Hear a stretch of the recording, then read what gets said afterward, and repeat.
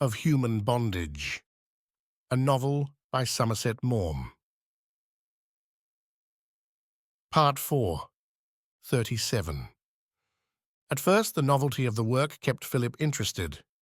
Mr. Carter dictated letters to him, and he had to make fair copies of statements of accounts. Mr. Carter preferred to conduct the office on gentlemanly lines. He would have nothing to do with typewriting and looked upon shorthand with disfavour. The office boy knew shorthand, but it was only Mr. Goodworthy who made use of his accomplishment. Now and then, Philip, with one of the more experienced clerks, went out to audit the accounts of some firm. He came to know which of the clients must be treated with respect and which were in low water. Now and then, long lists of figures were given him to add up. He attended lectures for his first examination. Mr. Goodworthy repeated to him that the work was dull at first, but he would grow used to it. Philip left the office at 6 and walked across the river to Waterloo. His supper was waiting for him when he reached his lodgings, and he spent the evening reading. On Saturday afternoons, he went to the National Gallery. Hayward had recommended to him a guide which had been compiled out of Ruskin's works, and with this in hand, he went industriously through room after room. He read carefully what the critic had said about a picture, and then, in a determined fashion, set himself to see the same things in it. His Sundays were difficult to get through. He knew no one in London and spent them by himself. Mr. Nixon, the solicitor, asked him to spend a Sunday at Hampstead, and Philip passed a happy day with a set of exuberant strangers. He ate and drank a great deal, took a walk on the heath, and came away with a general invitation to come again whenever he liked. But he was morbidly afraid of being in the way, so waited for a formal invitation. Naturally enough, it never came, for with numbers of friends of their own, the Nixons did not think of the lonely, silent boy whose claim upon their hospitality was so small. So on Sundays he got up late and took a walk along the towpath. At Barnes, the river is muddy, dingy, and tidal. It has neither the graceful charm of the Thames above the locks nor the romance of the crowded stream below London Bridge. In the afternoon he walked about the Common, and that is grey and dingy too. It is neither country nor town.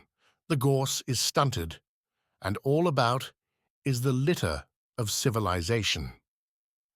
He went to a play every Saturday night and stood cheerfully for an hour or more at the gallery door.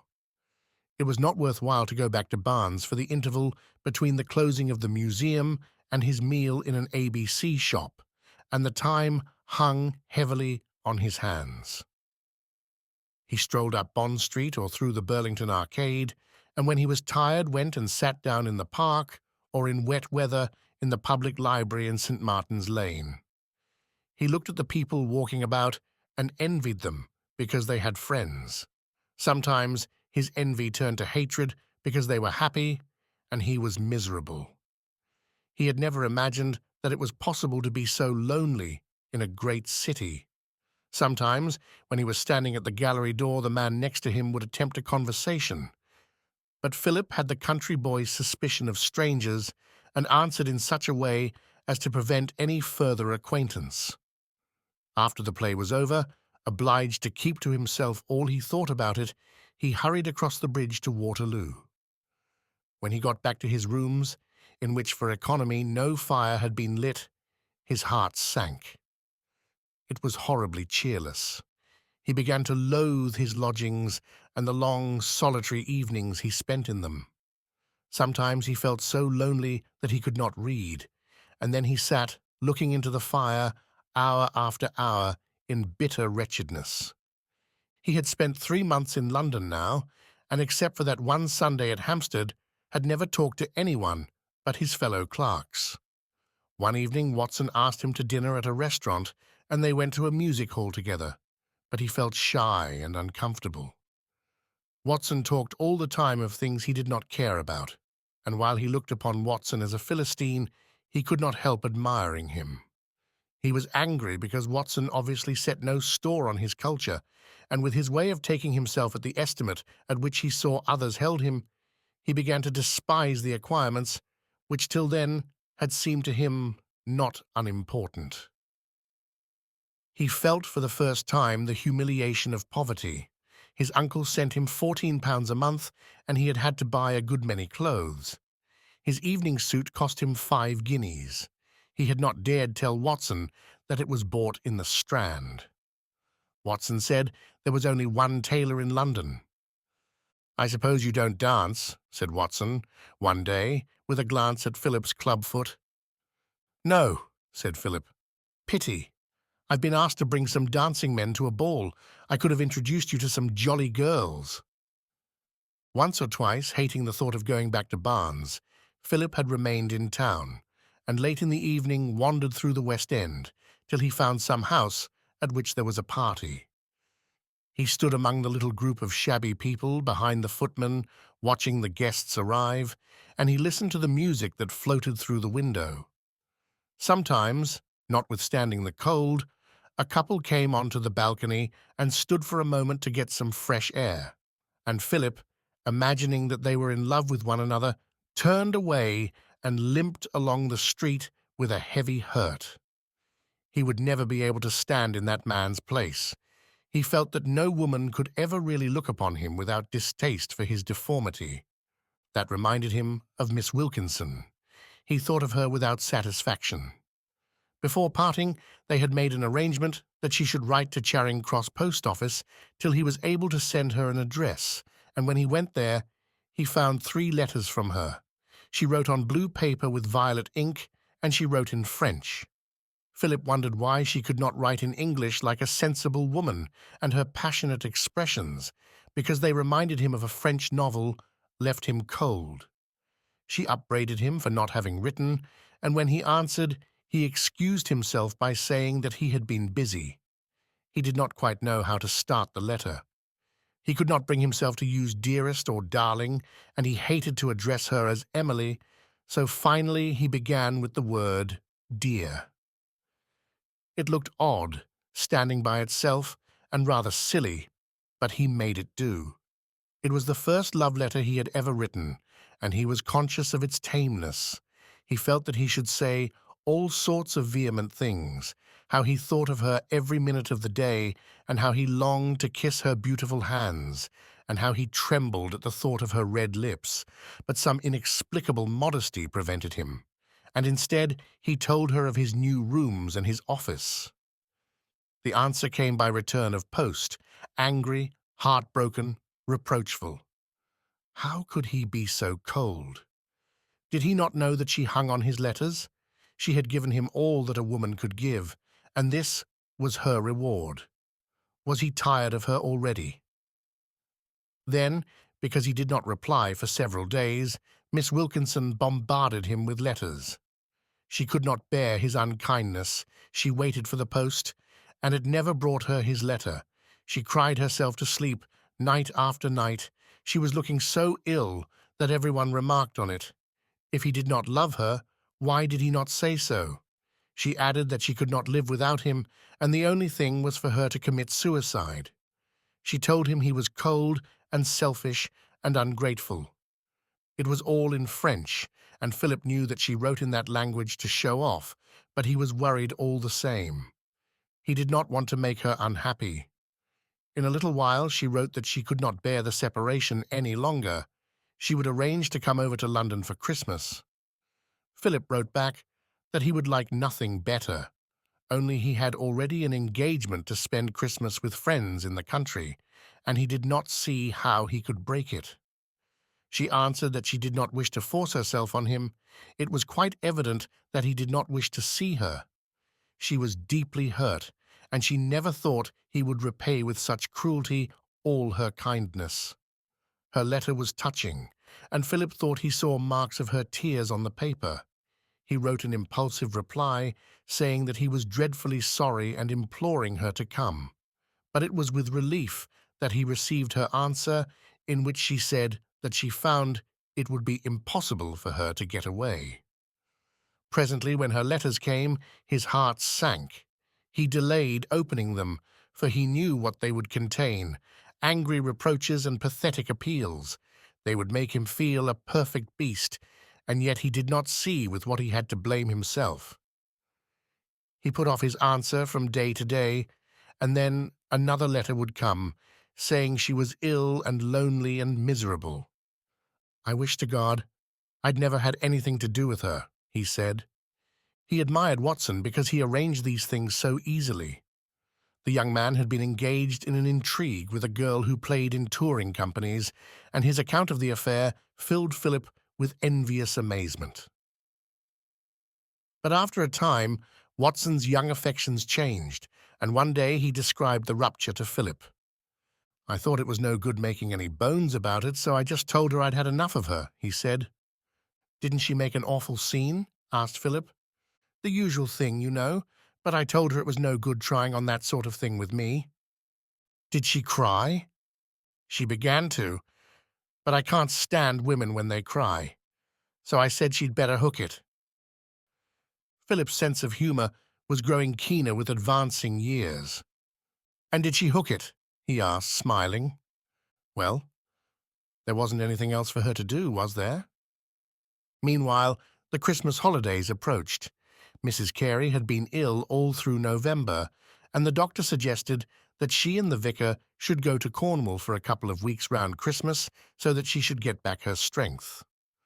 The result was that Philip had nowhere to go, and he spent Christmas Day in his lodgings. Under Hayward's influence, he had persuaded himself that the festivities that attend this season were vulgar and barbaric, and he made up his mind that he would take no notice of the day. But when it came, the jollity of all around affected him strangely. His landlady and her husband were spending the day with a married daughter, and to save trouble, Philip announced that he would take his meals out. He went up to London towards midday and ate a slice of turkey and some Christmas pudding by himself at Gatty's, and since he had nothing to do afterwards, went to Westminster Abbey for the afternoon service. The streets were almost empty, and the people who went along had a preoccupied look. They did not saunter, but walked with some definite goal in view, and hardly anyone was alone. To Philip, they all seemed happy. He felt himself more solitary than he had ever done in his life. His intention had been to kill the day somehow in the streets and then dine at a restaurant, but he could not face again the sight of cheerful people talking, laughing, and making merry. So he went back to Waterloo, and on his way through the Westminster Bridge Road, bought some ham and a couple of mince pies, and went back to Barnes. He ate his food in his lonely little room and spent the evening with a book. His depression was almost intolerable. When he was back at the office, it made him very sore to listen to Watson's account of the short holiday. They had had some jolly girls staying with them, and after dinner they had cleared out the drawing-room and had a dance. "I didn't get to bed till 3, and I don't know how I got there then. By George, I was squiffy." At last Philip asked desperately, "How does one get to know people in London?" Watson looked at him with surprise and with a slightly contemptuous amusement. "Oh, I don't know. One just knows them. If you go to dances, you soon get to know as many people as you can do with." Philip hated Watson, and yet he would have given anything to change places with him. The old feeling that he had had at school came back to him, and he tried to throw himself into the other's skin, imagining what life would be if he were Watson. 38. At the end of the year there was a great deal to do. Philip went to various places with a clerk named Thompson and spent the day monotonously calling out items of expenditure, which the other checked, and sometimes he was given long pages of figures to add up. He had never had a head for figures, and he could only do this slowly. Thompson grew irritated at his mistakes. His fellow clerk was a long, lean man of 40, sallow, with black hair and a ragged moustache. He had hollow cheeks and deep lines on each side of his nose. He took a dislike to Philip because he was an articled clerk. Because he could put down 300 guineas and keep himself for 5 years, Philip had the chance of a career, while he, with his experience and ability, had no possibility of ever being more than a clerk at 35 shillings a week. He was a cross-grained man, oppressed by a large family, and he resented the superciliousness which he fancied he saw in Philip. He sneered at Philip because he was better educated than himself, and he mocked at Philip's pronunciation. He could not forgive him because he spoke without a Cockney accent, and when he talked to him sarcastically, exaggerated his H's.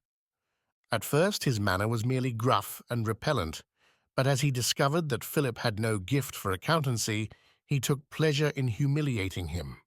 His attacks were gross and silly, but they wounded Philip, and in self-defense he assumed an attitude of superiority which he did not feel. "Had a bath this morning?"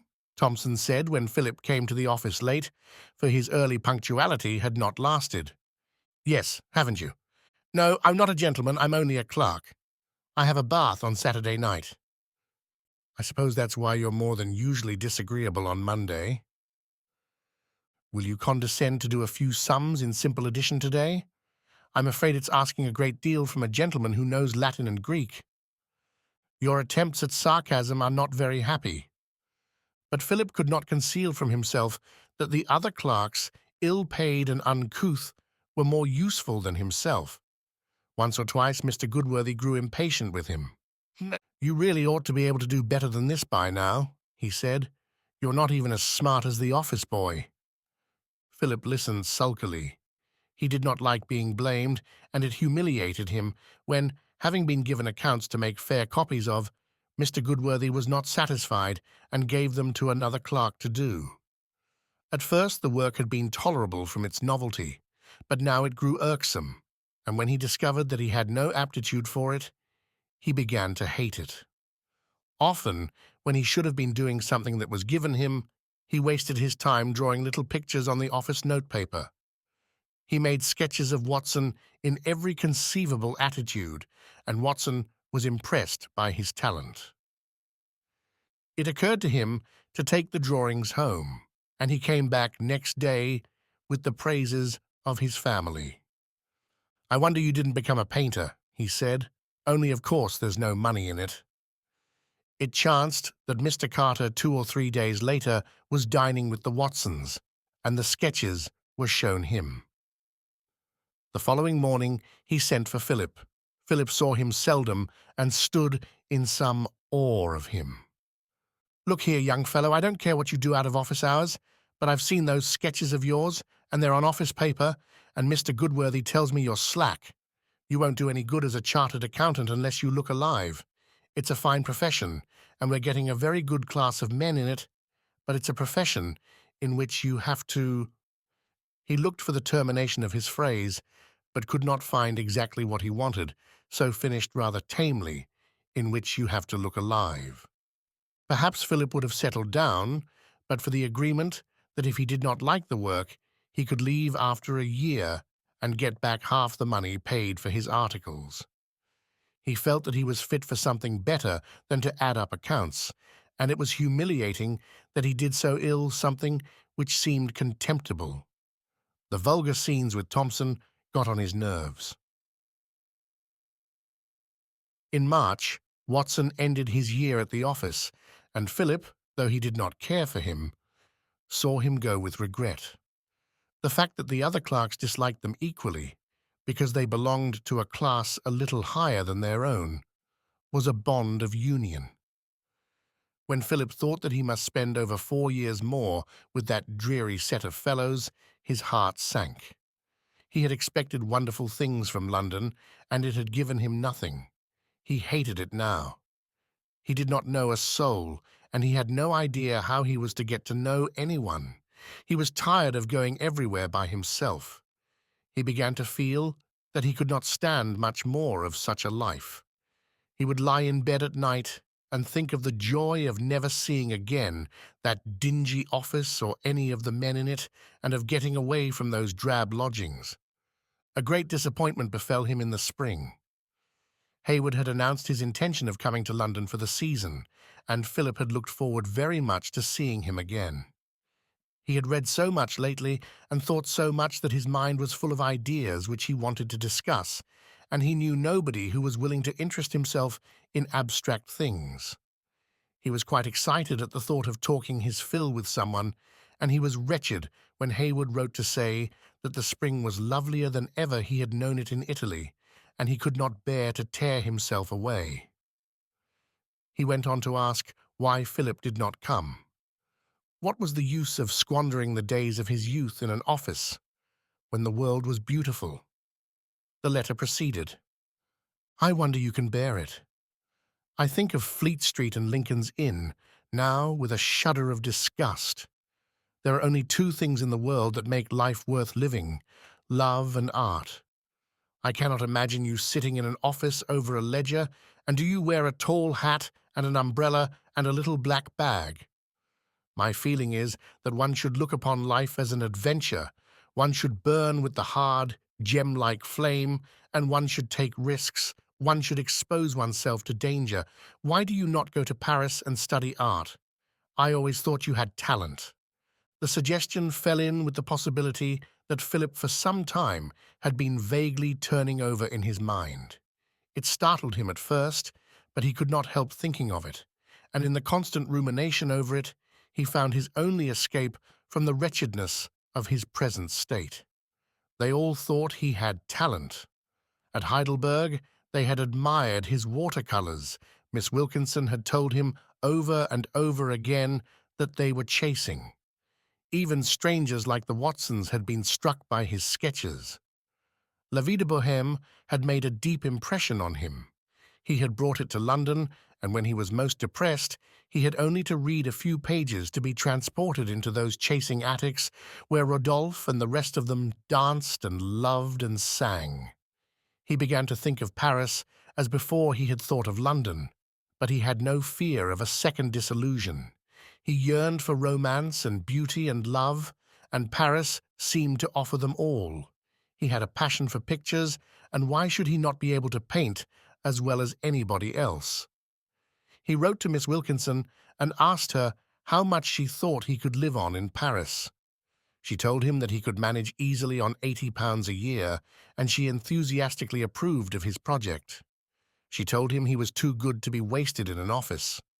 Who would be a clerk when he might be a great artist? She asked dramatically, and she besought Philip to believe in himself. That was the great thing. But Philip had a cautious nature. It was all very well for Hayward to talk of taking risks. He had £300 a year in gilt-edged securities. Philip's entire fortune amounted to no more than £1,800. He hesitated. Then it chanced that one day Mr. Goodworthy asked him suddenly if he would like to go to Paris. The firm did the accounts for a hotel in the Faubourg Saint-Honoré, which was owned by an English company, and twice a year Mr. Goodworthy and a clerk went over. The clerk, who generally went, happened to be ill, and a press of work prevented any of the others from getting away.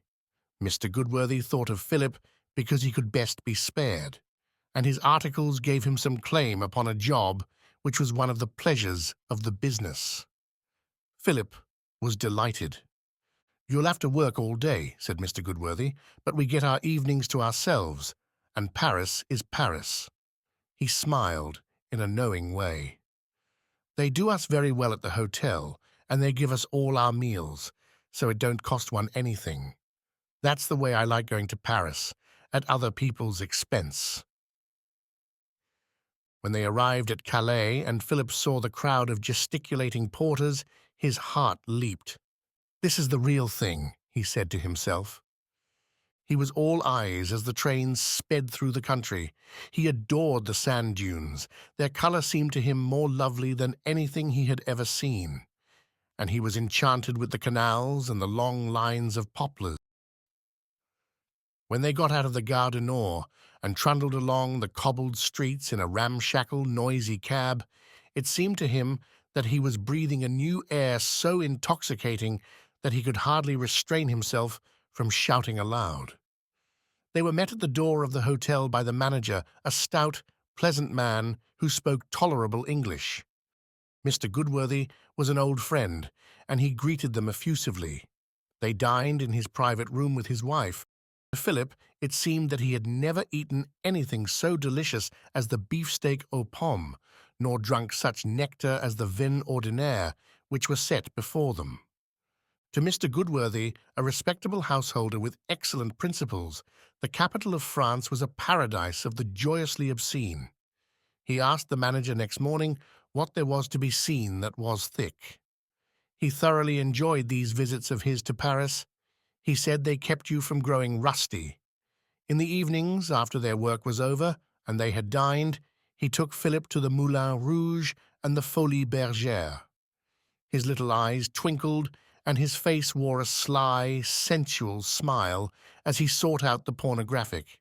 He went into all the haunts which were specially arranged for the foreigner, and afterwards said that a nation could come to no good which permitted that sort of thing. He nudged Philip when at some review a woman appeared with practically nothing on, and pointed out to him the most strapping of the courtesans who walked about the hall. It was a vulgar Paris that he showed Philip, but Philip saw it with eyes blinded with illusion. In the early morning, he would rush out of the hotel and go to the Champs-Élysées and stand at the Place de la Concorde. It was June, and Paris was silvery with the delicacy of the air. Philip felt his heart go out to the people. Here, he thought at last, was romance. They spent the inside of a week there, leaving on Sunday, and when Philip, late at night, reached his dingy rooms in Barnes, his mind was made up. He would surrender his articles and go to Paris to study art. But so that no one should think him unreasonable, he determined to stay at the office till his year was up. He was to have his holiday during the last fortnight in August, and when he went away, he would tell Herbert Carter that he had no intention of returning. But though Philip could force himself to go to the office every day, he could not even pretend to show any interest in the work. His mind was occupied with the future. After the middle of July, there was nothing much to do, and he escaped a good deal by pretending he had to go to lectures for his first examination. The time he got in this way, he spent in the National Gallery. He read books about Paris and books about painting. He was steeped in Ruskin. He read many of Vasari's Lives of the Painters. He liked that story of Correggio, and he fancied himself standing before some great masterpiece and crying, "Anche io son pittore." His hesitation had left him now, and he was convinced that he had in him the makings of a great painter. "After all, I can only try," he said to himself. "The great thing in life is to take risks." At last came the middle of August. Mr. Carter was spending the month in Scotland, and the managing clerk was in charge of the office. Mr. Goodworthy had seemed pleasantly disposed to Philip since their trip to Paris, and now that Philip knew he was so soon to be free, he could look upon the funny little man with tolerance. "You're going for your holiday tomorrow, Carey?" he said to him in the evening. All day Philip had been telling himself that this was the last time he would ever sit in that hateful office. "Yes, this is the end of my year. I'm afraid you've not done very well. Mr. Carter's very dissatisfied with you."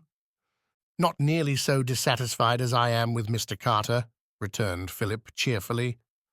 "I don't think you should speak like that, Carey. I'm not coming back.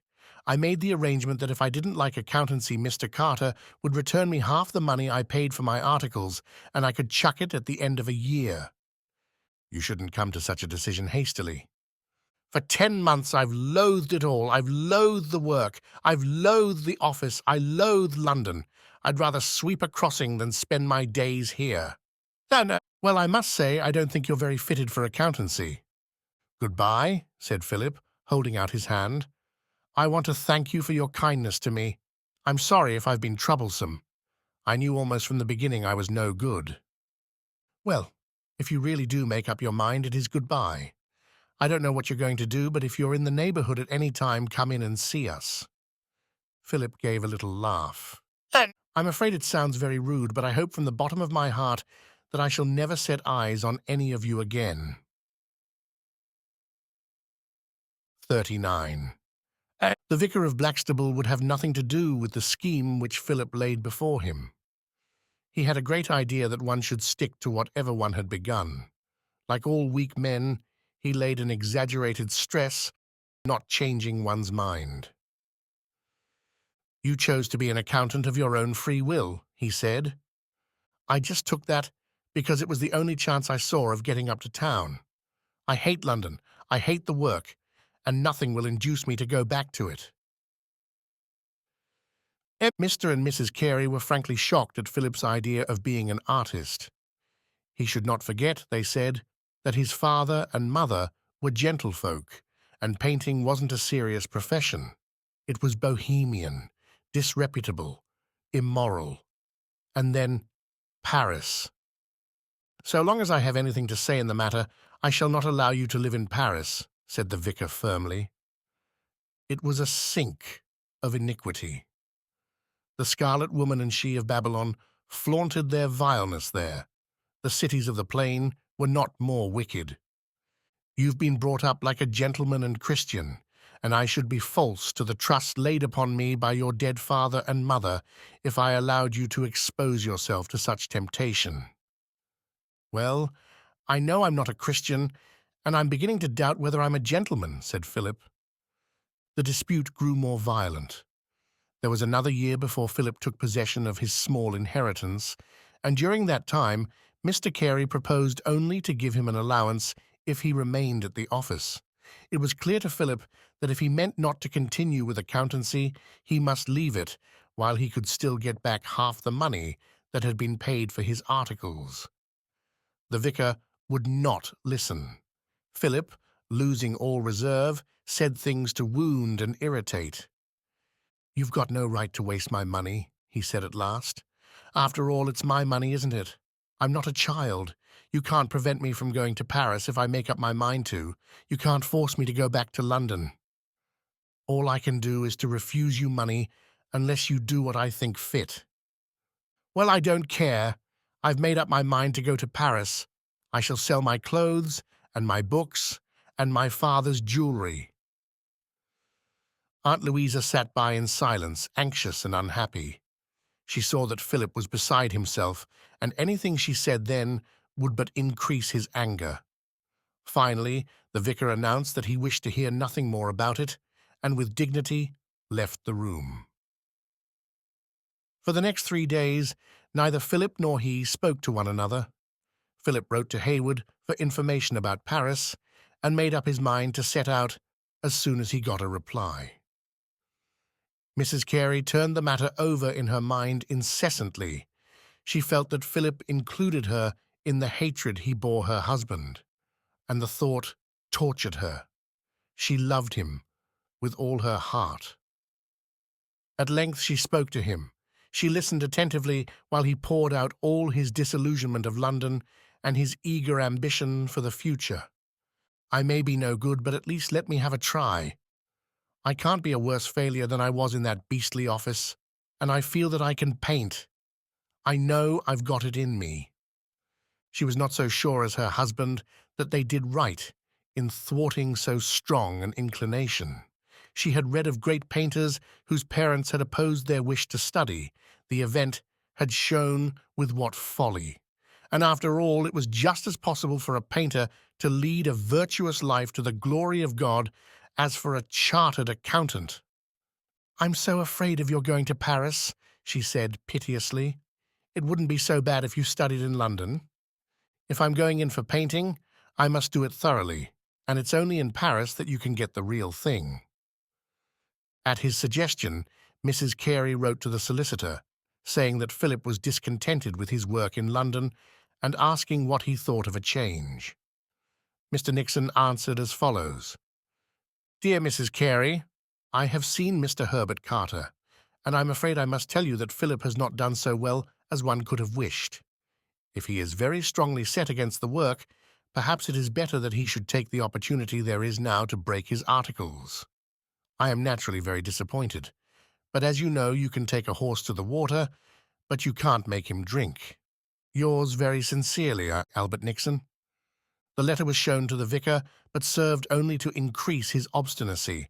He was willing enough that Philip should take up some other profession. He suggested his father's calling, medicine, but nothing would induce him to pay an allowance if Philip went to Paris. It's a mere excuse for self-indulgence and sensuality, he said. I'm interested to hear you blame self-indulgence in others, retorted Philip acidly. But by this time, an answer had come from Haywood, giving the name of a hotel where Philip could get a room for 30 francs a month and enclosing a note of introduction to the massiere of a school. Philip read the letter to Mrs. Carey and told her he proposed to start on the 1st of September. "But you haven't got any money?" she said. "I'm going into Tercanbury this afternoon to sell the jewellery." He had inherited from his father a gold watch and chain, 2 or 3 rings, some links, and 2 pins. One of them was a pearl and might fetch a considerable sum. "It's a very different thing, what a thing's worth and what it'll fetch," said Aunt Louisa. Philip smiled, for this was one of his uncle's stock phrases. "I know, but at the worst I think I can get £100 on the lot, and that'll keep me till I'm 21. Mrs. Carey did not answer, but she went upstairs, put on her little black bonnet, and went to the bank. In an hour she came back. She went to Philip, who was reading in the drawing-room, and handed him an envelope. "What's this?" he asked. "It's a little present for you," she answered, smiling shyly. He opened it and found 11 £5 notes and a little paper sack, bulging with sovereigns. "I couldn't bear to let you sell your father's jewellery. It's the money I had in the bank. It comes to very nearly £100. Philip blushed, and he knew not why. Tears suddenly filled his eyes. "Oh, my dear, I can't take it," he said. "It's most awfully good of you, but I couldn't bear to take it." When Mrs. Carey was married, she had £300, and this money, carefully watched, had been used by her to meet any unforeseen expense, any urgent charity, or to buy Christmas and birthday presents for her husband and for Philip. In the course of years it had diminished sadly, but it was still with the vicar a subject for jesting. He talked of his wife as a rich woman, and he constantly spoke of the nest egg. "Oh, please take it, Philip. I'm so sorry I've been extravagant, and there's only that left. But it'll make me so happy if you'll accept it." "But you'll want it," said Philip. "No, I don't think I shall. I was keeping it in case your uncle died before me. I thought it would be useful to have a little something I could get at immediately if I wanted it. But I don't think I shall live very much longer now." "Oh, my dear, don't say that. Why, of course you're going to live forever. I can't possibly spare you." "Oh, I'm not sorry." Her voice broke and she hid her eyes, but in a moment, drying them, she smiled bravely. "At first I used to pray to God that he might not take me first, because I didn't want your uncle to be left alone. I didn't want him to have all the suffering. But now I know that it wouldn't mean so much to your uncle as it would mean to me. He wants to live more than I do. I've never been the wife he wanted, and I dare say he'd marry again if anything happened to me. So I should like to go first. You don't think it's selfish of me, Philip, do you? But I couldn't bear it if he went." Philip kissed her wrinkled, thin cheek. He did not know why the sight he had of that overwhelming love made him feel strangely ashamed. It was incomprehensible that she should care so much for a man who was so indifferent, so selfish, so grossly self-indulgent. And he divined dimly that in her heart she knew his indifference and his selfishness, knew them and loved him humbly all the same. "You will take the money, Philip?" she said, gently stroking his hand. "I know you can do without it, but it'll give me so much happiness. I've always wanted to do something for you. You see, I never had a child of my own, and I've loved you as if you were my son. When you were a little boy, though I knew it was wicked, I used to wish almost that you might be ill, so that I could nurse you day and night. But you were only ill once, and then it was at school. I should so like to help you. It's the only chance I shall ever have. And perhaps some day when you're a great artist, you won't forget me, but you'll remember that I gave you your start." "It's very good of you," said Philip.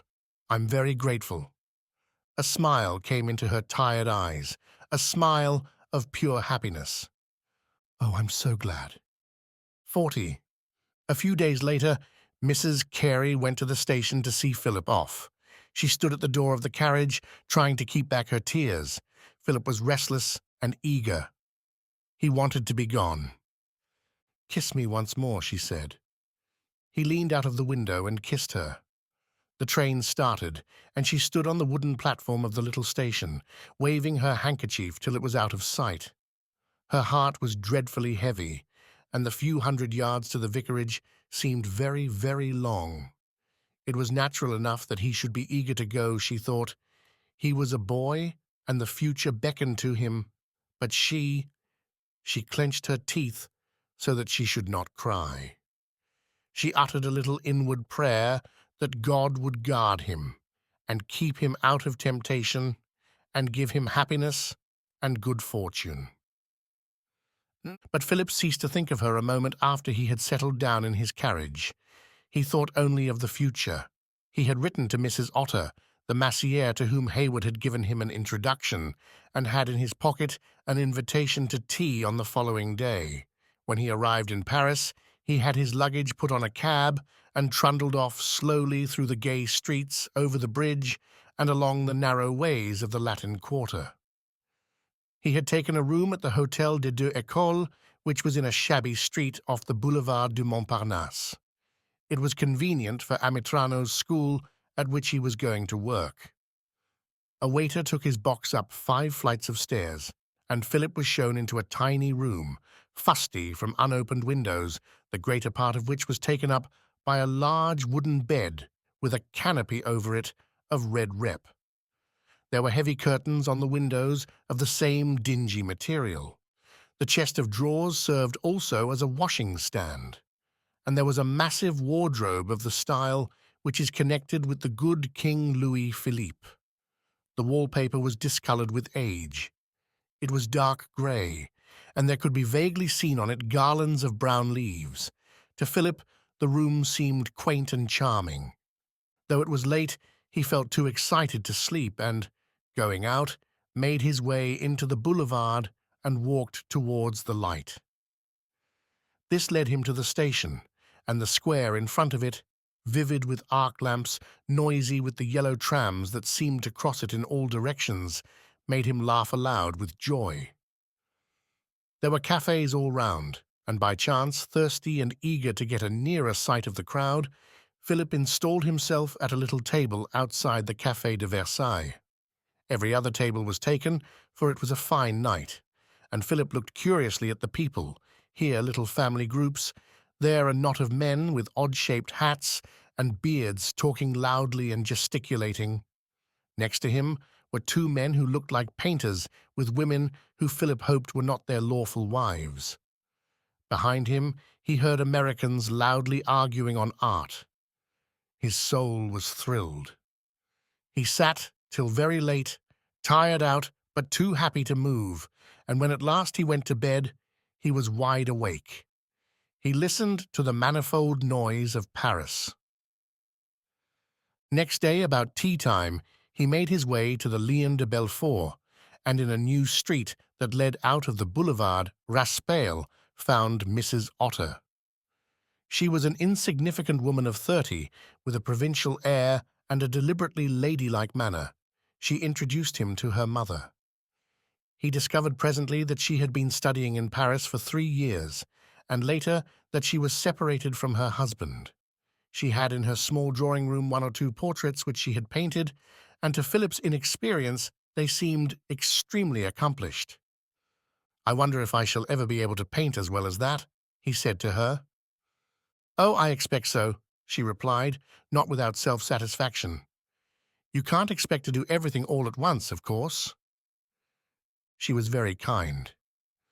She gave him the address of a shop where he could get a portfolio, drawing paper, and charcoal. "I shall be going to Amitrano's about 9 tomorrow, and if you'll be there, then I'll see that you get a good place, and all that sort of thing." She asked him what he wanted to do, and Philip felt that he should not let her see how vague he was about the whole matter. "Well, first I want to learn to draw," he said. I'm so glad to hear you say that. People always want to do things in such a hurry. I never touched oils till I'd been here for 2 years, and look at the result. She gave a glance at the portrait of her mother, a sticky piece of painting that hung over the piano. And if I were you, I would be very careful about the people you get to know. I wouldn't mix myself up with any foreigners. I'm very careful myself. Philip thanked her for the suggestion, but it seemed to him odd.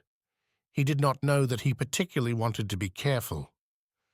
"We live just as we would if we were in England," said Mrs. Otter's mother, who till then had spoken little. "When we came here, we brought all our own furniture over." Philip looked round the room. It was filled with a massive suite, and at the window were the same sort of white lace curtains which Aunt Louisa put up at the vicarage in summer. The piano was draped in Liberty silk, and so was the chimney-piece. Mrs. Otter followed his wandering eye. "In the evening, when we closed the shutters, one might really feel one was in England. And we have our meals just as if we were at home," added her mother. "A meat breakfast in the morning and dinner in the middle of the day." When he left Mrs. Otter, Philip went to buy drawing materials, and next morning at the stroke of 9, trying to seem self-assured, he presented himself at the school. Mrs. Otter was already there, and she came forward with a friendly smile. He had been anxious about the reception he would have as a nouveau, for he had read a good deal of the rough joking to which a newcomer was exposed at some of the studios. But Mrs. Otter had reassured him.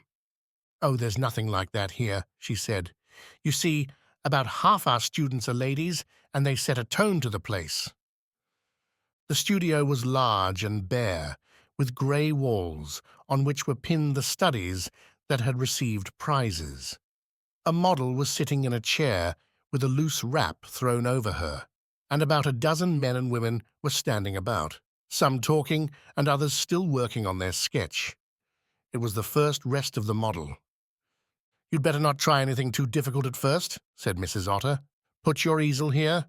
You'll find that's the pose." Philip placed an easel where she indicated, and Mrs. Otter introduced him to a young woman who sat next to him. "Mr. Carey, Miss Price. Mr. Carey's never studied before. You won't mind helping him a little just at first, will you?" Then she turned to the model. "La pose." The model threw aside the paper she had been reading, La Petite République, and sulkily, throwing off her gown, got onto the stand. She stood, squarely on both feet, with her hands clasped behind her head. "It's a stupid pose," said Miss Price. "I can't imagine why they chose it." When Philip entered, the people in the studio had looked at him curiously, and the model gave him an indifferent glance, but now they ceased to pay attention to him. Philip, with his beautiful sheet of paper in front of him, stared awkwardly at the model. He did not know how to begin. He had never seen a naked woman before. She was not young, and her breasts were shriveled. She had colourless, fair hair that fell over her forehead untidily, and her face was covered with large freckles. He glanced at Miss Price's work. She had only been working on it 2 days, and it looked as though she had had trouble. Her paper was in a mess from constant rubbing out, and to Philip's eyes the figure looked strangely distorted. "I should have thought I could do as well as that," he said to himself. He began on the head, thinking that he would work slowly downwards, but he could not understand why. He found it infinitely more difficult to draw a head from the model than to draw one from his imagination. He got into difficulties. He glanced at Miss Price. She was working with vehement gravity. Her brow was wrinkled with eagerness, and there was an anxious look in her eyes. It was hot in the studio, and drops of sweat stood on her forehead. She was a girl of 26, with a great deal of dull gold hair. It was handsome hair, but it was carelessly done, dragged back from her forehead, and tied in a hurried knot. She had a large face, with broad, flat features and small eyes. Her skin was pasty, with a singular unhealthiness of tone, and there was no colour in the cheeks. She had an unwashed air, and you could not help wondering if she slept in her clothes. She was serious and silent. When the next pause came, she stepped back to look at her work. I don't know why I'm having so much bother, she said, but I mean to get it right. She turned to Philip. How are you getting on? Not at all, he answered with a rueful smile. She looked at what he had done. You can't expect to do anything that way. You must take measurements, and you must square out your paper. She showed him rapidly how to set about the business. Philip was impressed by her earnestness, but repelled by her want of charm. He was grateful for the hints she gave him and set to work again. Meanwhile, other people had come in, mostly men, for the women always arrived first, and the studio for the time of year, it was early yet, was fairly full. Presently there came in a young man with thin, black hair, an enormous nose, and a face so long that it reminded you of a horse. He sat down next to Philip and nodded across him to Miss Price. You're very late, she said. Are you only just up? It was such a splendid day. I thought I'd lie in bed and think how beautiful it was out. Philip smiled, but Miss Price took the remark seriously. That seems a funny thing to do. I should have thought it would be more to the point to get up and enjoy it. The way of the humorist is very hard, said the young man gravely. He did not seem inclined to work. He looked at his canvas. He was working in colour and had sketched in the day before the model who was posing. He turned to Philip. Have you just come out from England? Yes. How did you find your way to Amitrano's? It was the only school I knew of. I hope you haven't come with the idea that you will learn anything here which will be of the smallest use to you. It's the best school in Paris, said Miss Price. It's the only one where they take art seriously. Should art be taken seriously? The young man asked. And since Miss Price replied only with a scornful shrug, he added, But the point is, all schools are bad. They are academical, obviously. Why this is less injurious than most is that the teaching is more incompetent than elsewhere, because you learn nothing. But why do you come here then? Interrupted Philip. I see the better course, but do not follow it. Miss Price, who is cultured, will remember the Latin of that. I wish you would leave me out of your conversation, Mr. Clutton, said Miss Price brusquely. The only way to learn to paint, he went on, imperturbable, is to take a studio, hire a model, and just fight it out for yourself. That seems a simple thing to do, said Philip. It only needs money, replied Clutton. He began to paint, and Philip looked at him from the corner of his eye. He was long and desperately thin. His huge bones seemed to protrude from his body. His elbows were so sharp that they appeared to jut out through the his shabby coat. His trousers were frayed at the bottom, and on each of his boots was a clumsy patch. Miss Price got up and went over to Philip's easel. If Mr. Clutton will hold his tongue for a moment, I'll just help you a little, she said. Miss Price dislikes me because I have humour, said Clutton, looking meditatively at his canvas. But she detests me because I have genius. He spoke with solemnity, and his colossal misshapen nose made what he said very quaint. Philip was obliged to laugh, but Miss Price grew darkly red with anger. You're the only person who has ever accused you of genius. Also, I am the only person whose opinion is of the least value to me. Miss Price began to criticize what Philip had done. She talked glibly of anatomy and construction, planes and lines, and of much else which Philip did not understand. She had been at the studio a long time, and knew the main points which the masters insisted upon. But though she could show what was wrong with Philip's work, she could not tell him how to put it right. It's awfully kind of you to take so much trouble with me, said Philip. Oh, it's nothing, she answered, flushing awkwardly. People did the same for me when I first came. I'd do it for anyone.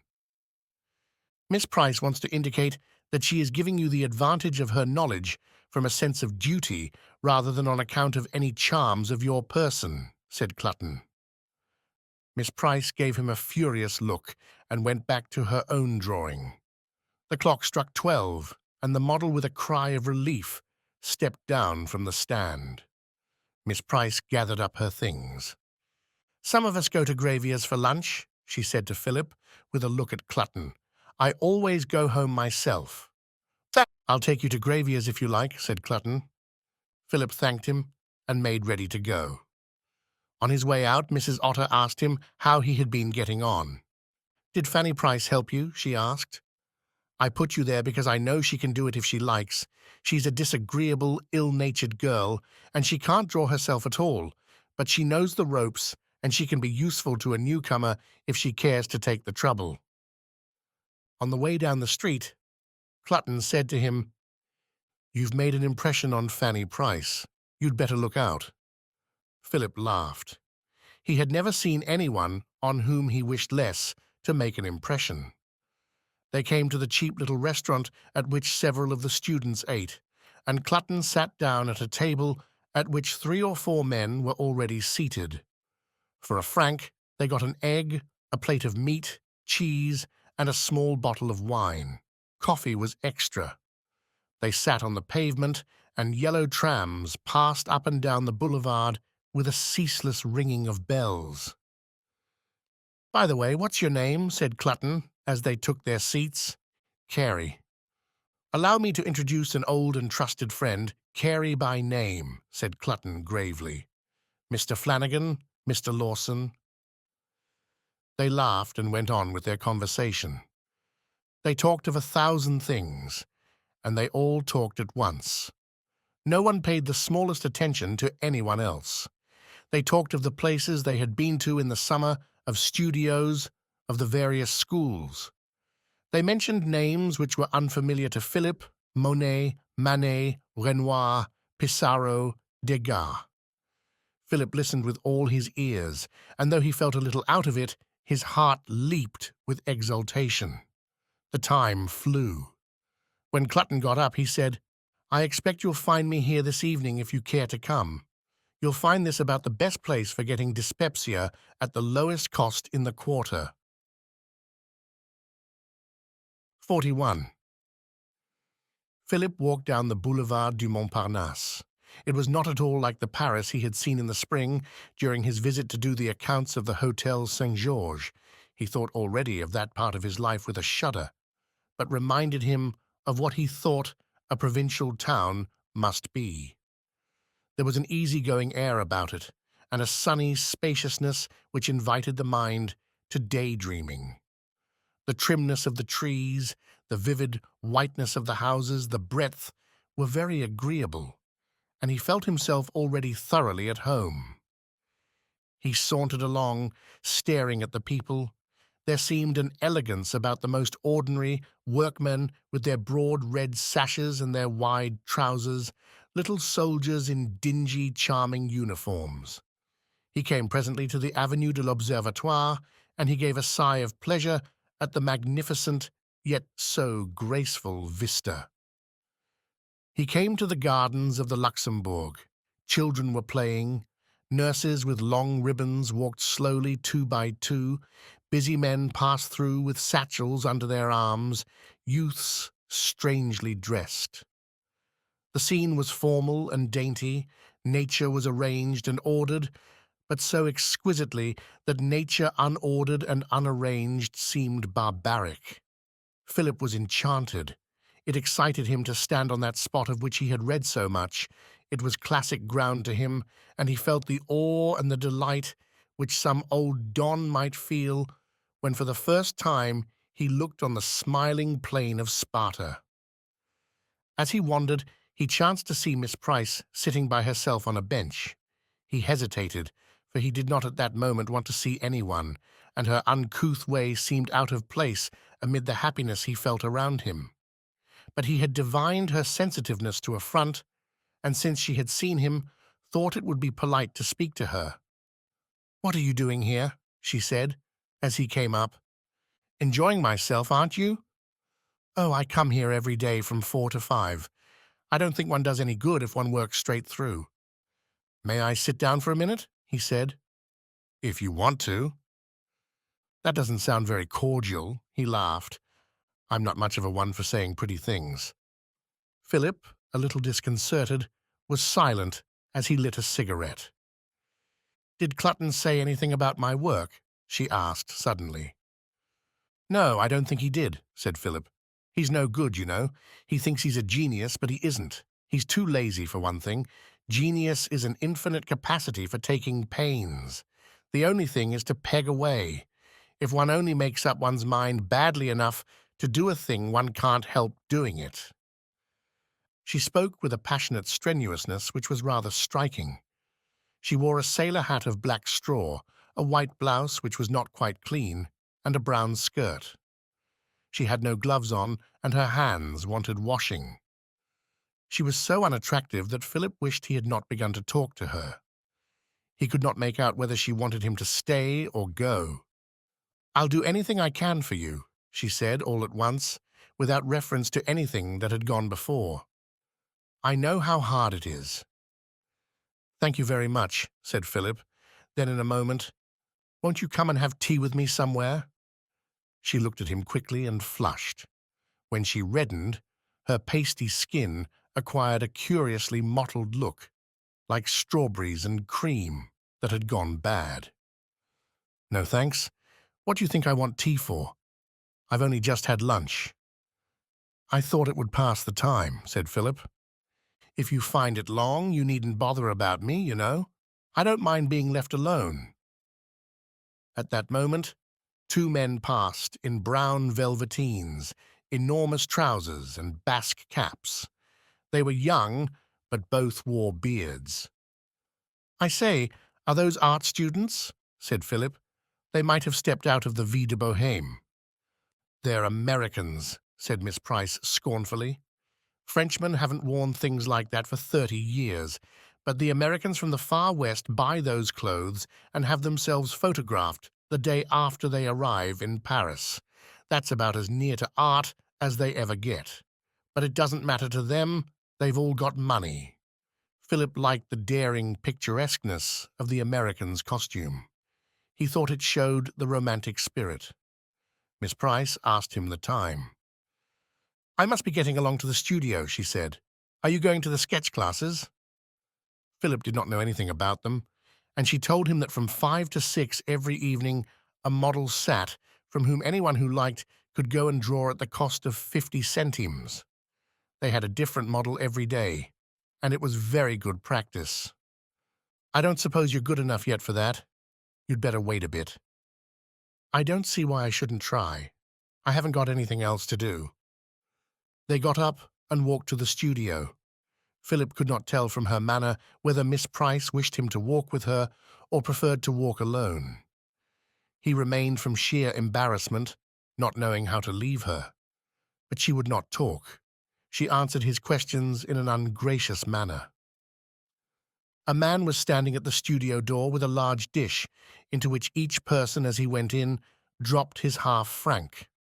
The studio was much fuller than it had been in the morning, and there was not the preponderance of English and Americans, nor were women there in so large a proportion. Philip felt the assemblage was more the sort of thing he had expected. It was very warm, and the air quickly grew fetid. It was an old man who sat this time, with a vast grey beard, and Philip tried to put into practice the little he had learned in the morning. But he made a poor job of it. He realized that he could not draw nearly as well as he thought. He glanced enviously at 1 or 2 sketches of men who sat near him, and wondered whether he would ever be able to use the charcoal with that mastery. The hour passed quickly.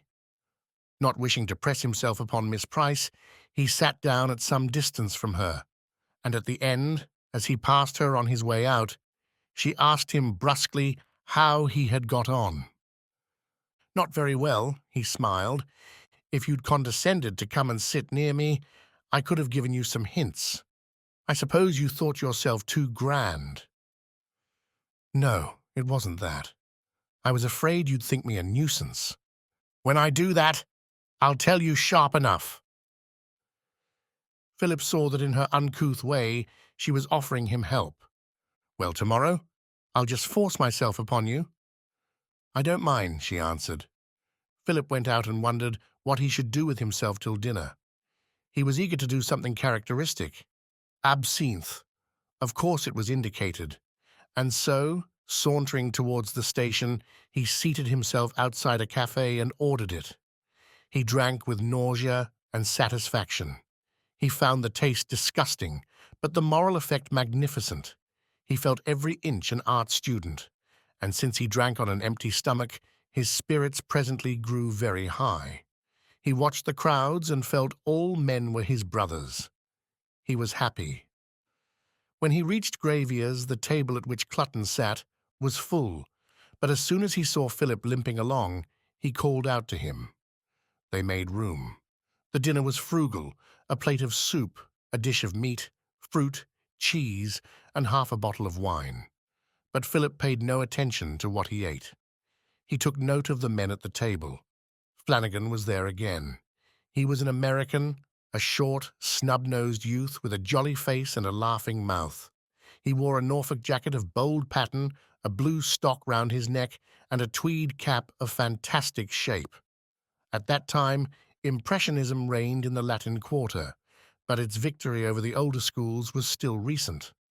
And Carolus Duran, Bouguereau, and their like were set up against Manet, Monet, and Degas. To appreciate these was still a sign of grace. Whistler was an influence strong with the English and his compatriots, and the discerning collected Japanese prints. The old masters were tested by new standards. The esteem in which Raphael had been for centuries held was a matter of derision to wise young men. They offered to give all his works for Velasquez's head of Philip IV in the National Gallery. Philip found that a discussion on art was raging. Lawson, whom he had met at luncheon, sat opposite to him. He was a thin youth with a freckled face and red hair. He had very bright green eyes. As Philip sat down, he fixed them on him and remarked suddenly, "Raphael was only tolerable when he painted other people's pictures. When he painted Peruginos or Pinturicchios, he was charming. When he painted Raphael's, he was, with a scornful shrug, Raphael." Lawson spoke so aggressively that Philip was taken aback, but he was not obliged to answer because Flanagan broke in impatiently. "Oh, to hell with art!" he cried. "Let's get ginny." "You were ginny last night, Flanagan," said Lawson. "Nothing to what I mean to be tonight," he answered. "Fancy being in Paris and thinking of nothing but art all the time." He spoke with a broad Western accent. "My, it is good to be alive." He gathered himself together and then banged his fist on the table. "To hell with art, I say." "You not only say it, but you say it with tiresome iteration," said Clutton severely. There was another American at the table. He was dressed like those fine fellows whom Philip had seen that afternoon in the Luxembourg. He had a handsome face, thin, ascetic, with dark eyes. He wore his fantastic garb with the dashing air of a buccaneer. He had a vast quantity of dark hair, which fell constantly over his eyes, and his most frequent gesture was to throw back his head dramatically to get some long wisp out of the way. He began to talk of the Olympia by Manet, which then hung in the Luxembourg. "I stood in front of it for an hour today, and I tell you, it's not a good picture." Lawson put down his knife and fork. His green eyes flashed fire. He gasped with rage, but he could be seen imposing calm upon himself. "It's very interesting to hear the mind of the untutored savage," he said. "Will you tell us why it isn't a good picture?" Before the American could answer, someone else broke in vehemently. "Do you mean to say you can look at the painting of that flesh and say it's not good?" "I don't say that. I think the right breast is very well painted." "The right breast be damned!" shouted Lawson. "The whole thing's a miracle of painting." He began to describe in detail the beauties of the picture, but at this table at Gravier's, they who spoke at length spoke for their own edification. No one listened to him.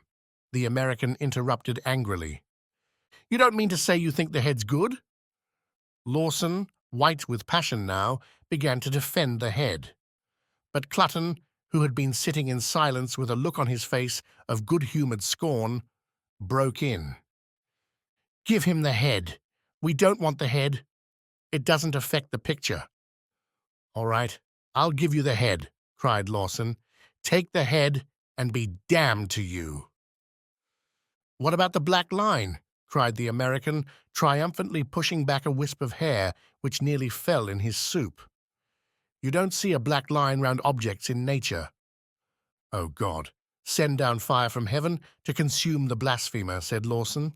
"What has nature got to do with it? No one knows what's in nature and what isn't. The world sees nature through the eyes of the artist. Why, for centuries it saw horses jumping a fence with all their legs extended, and by heaven, sir, they were extended. It saw shadows black until Monet discovered they were coloured, and by heaven, sir, they were black. If we choose to surround objects with a black line, the world will see the black line, and there will be a black line. And if we paint grass red and cows blue, it'll see them red and blue, and by heaven, they will be red and blue." "To hell with art," murmured Flanagan. "I want to get ginny." Lawson took no notice of the interruption. "Now look here.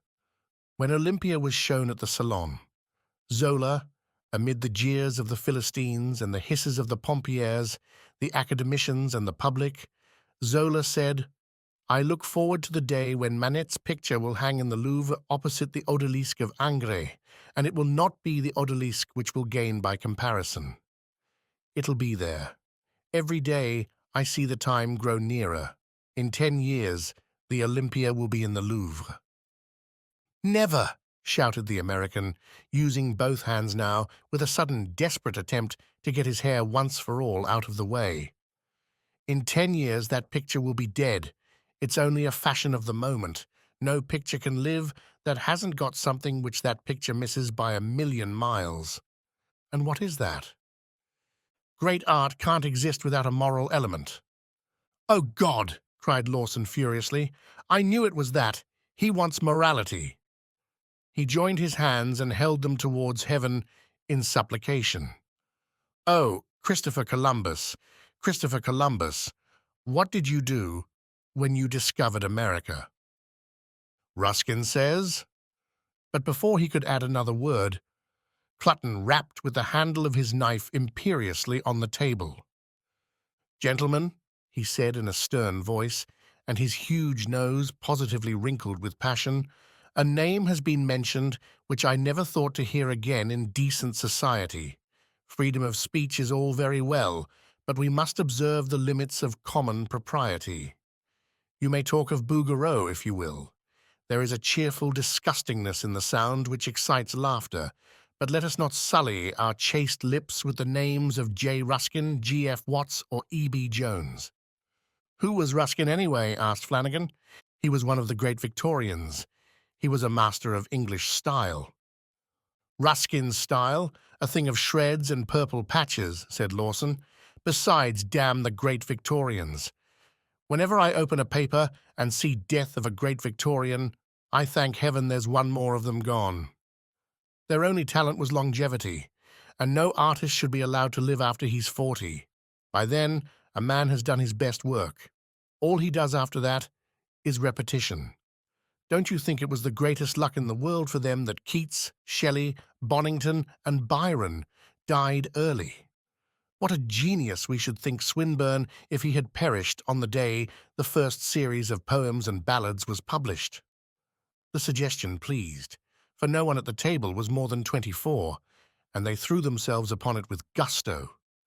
They were unanimous for once. They elaborated.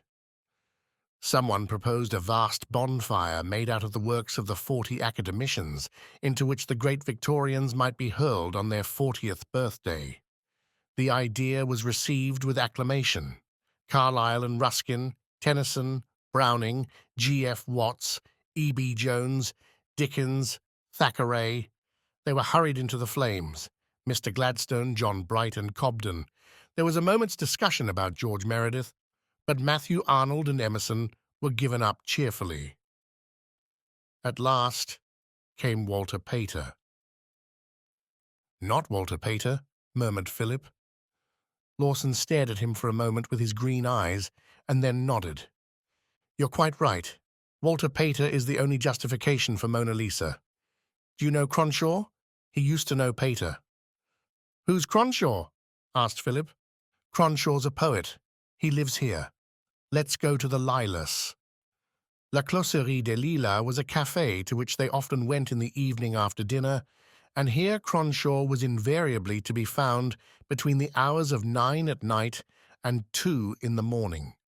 But Flanagan had had enough of intellectual conversation for one evening, and when Lawson made his suggestion, turned to Philip. "Oh, gee, let's go where there are girls," he said. "Come to the Gate Montparnasse, and we'll get ginny." "I'd rather go and see Cronshaw and keep sober," laughed Philip. 42. There was a general disturbance. Flanagan and 2 or 3 more went on to the music hall, while Philip walked slowly with Clutton and Lawson to the Closerie des Lilas. "You must go to the Gate Montparnasse," said Lawson to him. "It's one of the loveliest things in Paris. I'm going to paint it one of these days." Philip, influenced by Haywood, looked upon music halls with scornful eyes, but he had reached Paris at a time when their artistic possibilities were just discovered. The peculiarities of lighting, the masses of dingy red and tarnished gold, the heaviness of the shadows and the decorative lines offered a new theme. And half the studios in the quarter contained sketches made in one or other of the local theatres. Men of letters, following in the painter's wake, conspired suddenly to find artistic value in the turns, and red-nosed comedians were lauded to the skies for their sense of character. Fat female singers, who had bawled obscurely for 20 years, were discovered to possess inimitable drollery. There were those who found an aesthetic delight in performing dogs, while others exhausted their vocabulary to extol the distinction of conjurers and trick cyclists. The crowd, too, under another influence, was become an object of sympathetic interest. With Haywood, Philip had disdained humanity in the mass. He adopted the attitude of one who wraps himself in solitariness and watches with disgust the antics of the vulgar. But Clutton and Lawson talked of the multitude with enthusiasm. They described the seething throng that filled the various fairs of Paris, the sea of faces, half seen in the glare of acetylene, half hidden in the darkness, and the blare of trumpets, the hooting of whistles, the hum of voices. What they said was new and strange to Philip. They told him about Cronshaw. "Have you ever read any of his work?" "No," said Philip. "It came out in the Yellow Book." They looked upon him, as painters often do writers, with contempt because he was a layman, with tolerance because he practiced an art, and with awe because he used a medium in which themselves felt ill at ease.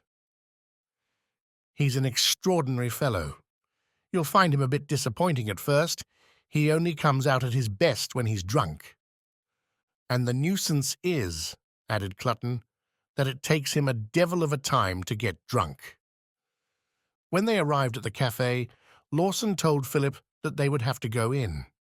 There was hardly a bite in the autumn air, but Cronshaw had a morbid fear of draughts, and even in the warmest weather sat inside.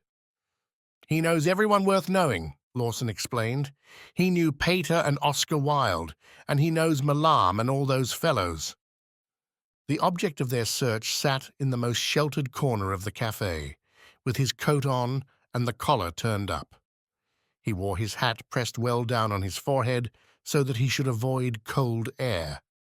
He was a big man, stout but not obese, with a round face, a small moustache, and little, rather stupid eyes. His head did not seem quite big enough for his body. It looked like a pea uneasily poised on an egg. He was playing dominoes with a Frenchman and greeted the newcomers with a quiet smile. He did not speak, but as if to make room for them, pushed away the little pile of saucers on the table, which indicated the number of drinks he had already consumed.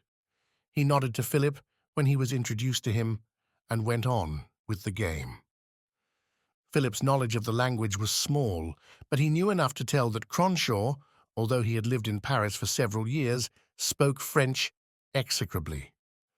At last, he leaned back with a smile of triumph. "Je vous ai battu," he said with an abominable accent. "Garcong!" He called the waiter and turned to Philip. "Just out from England? See any cricket?" Philip was a little confused at the unexpected question. "Cronshaw knows the averages of every first-class cricketer for the last 20 years, said Lawson, smiling. The Frenchman left them for friends at another table, and Cronshaw, with the lazy enunciation which was one of his peculiarities, began to discourse on the relative merits of Kent and Lancashire. He told them of the last test match he had seen and described the course of the game wicket by wicket. "That's the only thing I miss in Paris," he said, as he finished the bock which the waiter had brought. "You don't get any cricket." Philip was disappointed, and Lawson, pardonably anxious to show off one of the celebrities of the quarter, grew impatient. Cronshaw was taking his time to wake up that evening, though the sources at his side indicated that he had at least made an honest attempt to get drunk. Clutton watched the scene with amusement. He fancied there was something of affectation in Cronshaw's minute knowledge of cricket. He liked to tantalize people by talking to them of things that obviously bored them. Clutton threw in a question. "Have you seen Maugham lately?"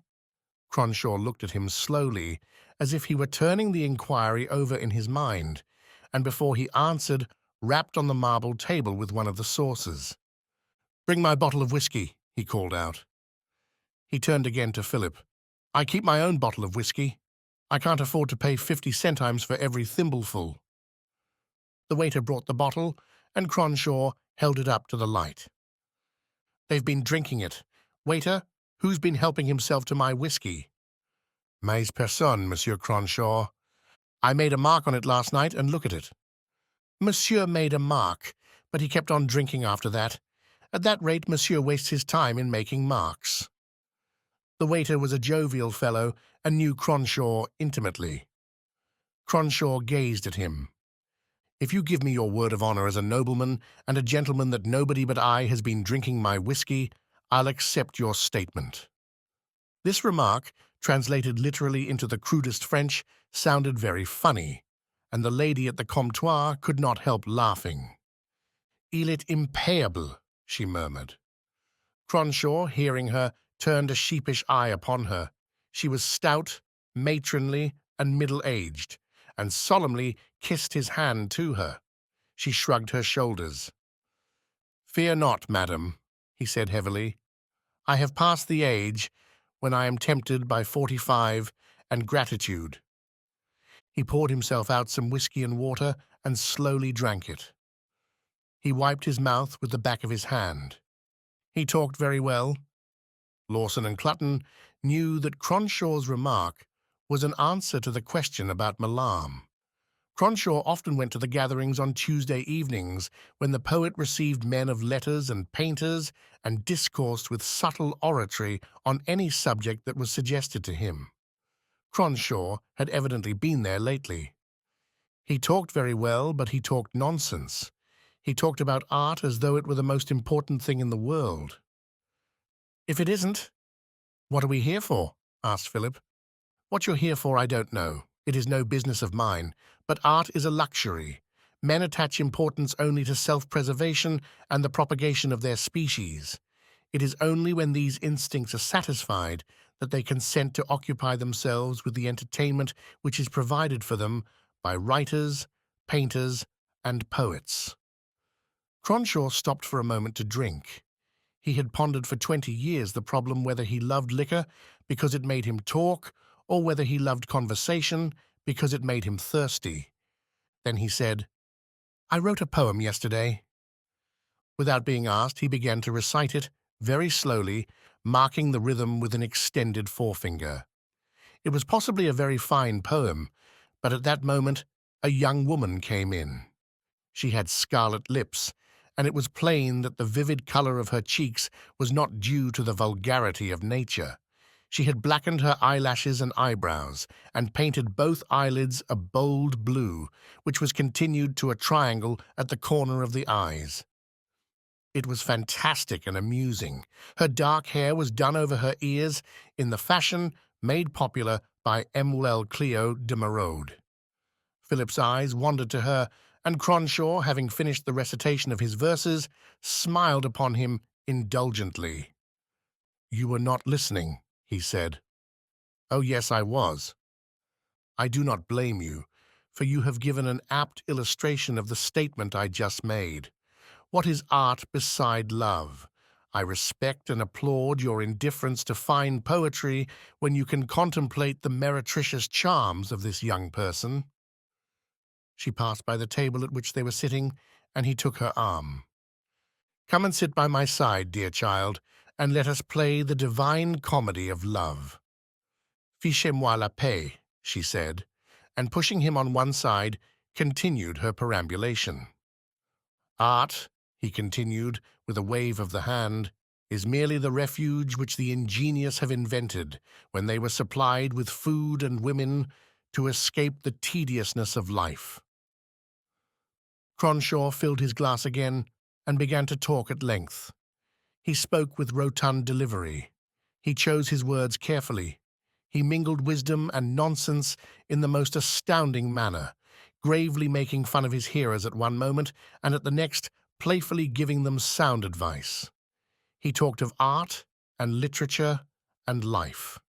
He was by turns devout and obscene, merry and lachrymose. He grew remarkably drunk, and then he began to recite poetry, his own and Milton's, his own and Shelley's, his own and Kit Marlowe's. At last, Lawson, exhausted, got up to go home. "I shall go too," said Philip. Clutton, the most silent of them all, remained behind listening, with a sardonic smile on his lips, to Cronshaw's maunderings. Lawson accompanied Philip to his hotel and then bade him good night. But when Philip got to bed, he could not sleep. All these new ideas that had been flung before him carelessly seethed in his brain. He was tremendously excited. He felt in himself great powers. He had never before been so self-confident.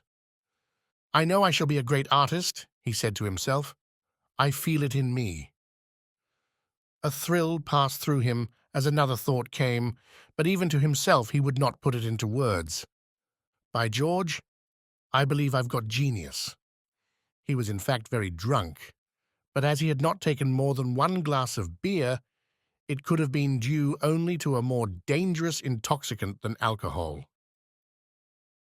43. On Tuesdays and Fridays, Masters spent the morning at Amitrano's, criticizing the work done. In France, the painter earns little unless he paints portraits and is patronized by rich Americans, and men of reputation are glad to increase their incomes by spending 2 or 3 hours once a week at one of the numerous studios where art is taught. Tuesday was the day upon which Michael Rollin came to Amitrano's.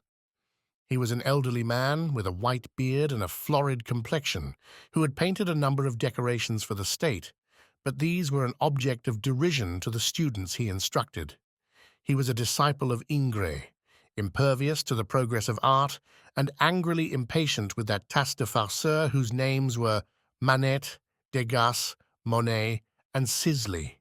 But he was an excellent teacher, helpful, polite, and encouraging. Foinet, on the other hand, who visited the studio on Fridays, was a difficult man to get on with.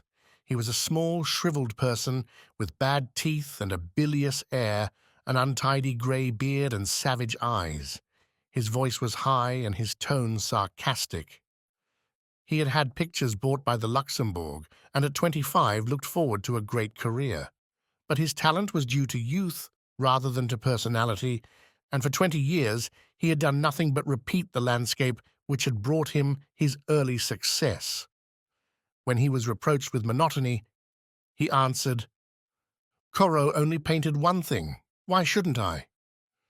He was envious of everyone else's success and had a peculiar personal loathing of the Impressionists, for he looked upon his own failure as due to the mad fashion which had attracted the public, sale bet, to their works.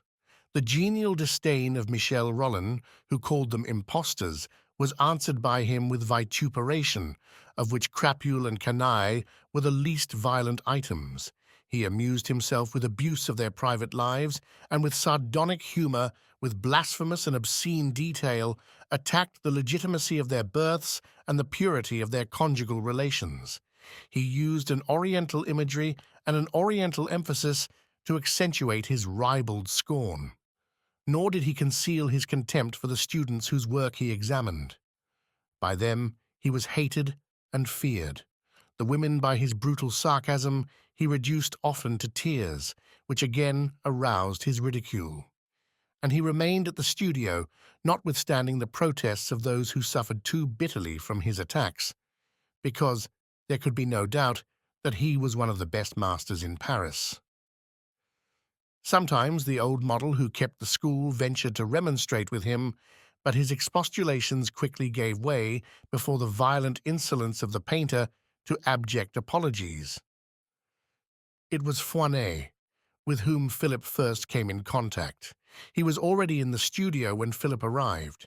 He went round from easel to easel, with Mrs. Otter, the massiere, by his side, to interpret his remarks for the benefit of those who could not understand French. Fanny Price, sitting next to Philip, was working feverishly. Her face was sallow with nervousness, and every now and then she stopped to wipe her hands on her blouse, for they were hot with anxiety. Suddenly she turned to Philip with an anxious look which she tried to hide by a sullen frown. "Do you think it's good?" she asked, nodding at her drawing. Philip got up and looked at it. He was astounded. He felt she must have no eye at all. The thing was hopelessly out of drawing. "I wish I could draw half as well myself," he answered. "You can't expect to. You've only just come. It's a bit too much to expect that you should draw as well as I do. I've been here 2 years. Fanny Price puzzled Philip. Her conceit was stupendous. Philip had already discovered that everyone in the studio cordially disliked her, and it was no wonder, for she seemed to go out of her way to wound people. "I complained to Mrs. Otter about Foinet," she said now. "The last 2 weeks he hasn't looked at my drawings. He spends about half an hour on Mrs. Otter because she's the massiere. After all, I pay as much as anybody else, and I suppose my money's as good as theirs. I don't see why I shouldn't get as much attention as anybody else." She took up her charcoal again, but in a moment put it down with a groan. "I can't do any more now. I'm so frightfully nervous." She looked at Foinet, who was coming towards them with Mrs. Otter. Mrs. Otter, meek, mediocre, and self-satisfied, wore an air of importance. Foinet sat down at the easel of an untidy little Englishwoman called Ruth Challis. She had the fine black eyes, languid but passionate, the thin face, ascetic but sensual, the skin like old ivory, which under the influence of Burne-Jones were cultivated at that time by young ladies in Chelsea. Foinet seemed in a pleasant mood.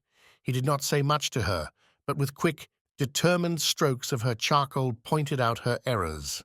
Miss Challis beamed with pleasure when he rose. He came to Clutton, and by this time Philip was nervous too, but Mrs. Otter had promised to make things easy for him.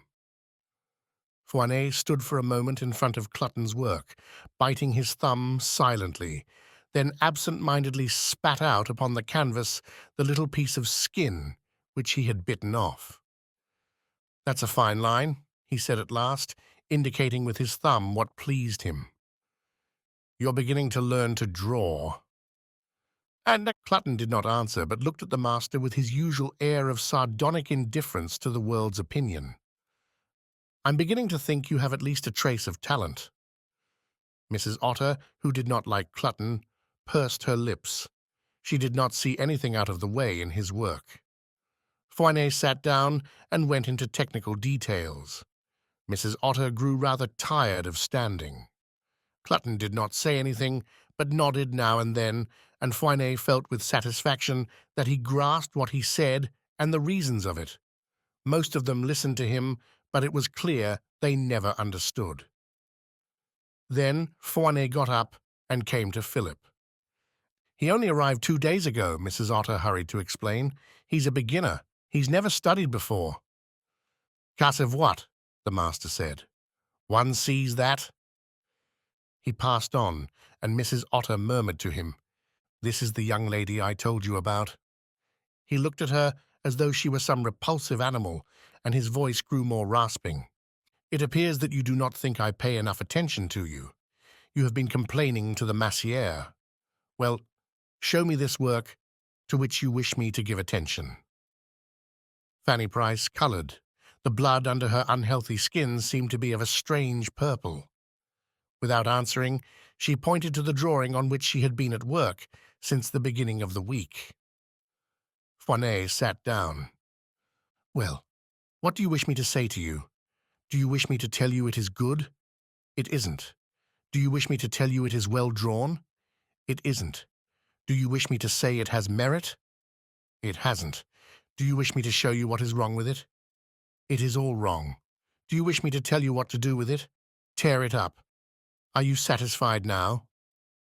Miss Price became very white. She was furious because he had said all this before Mrs. Otter.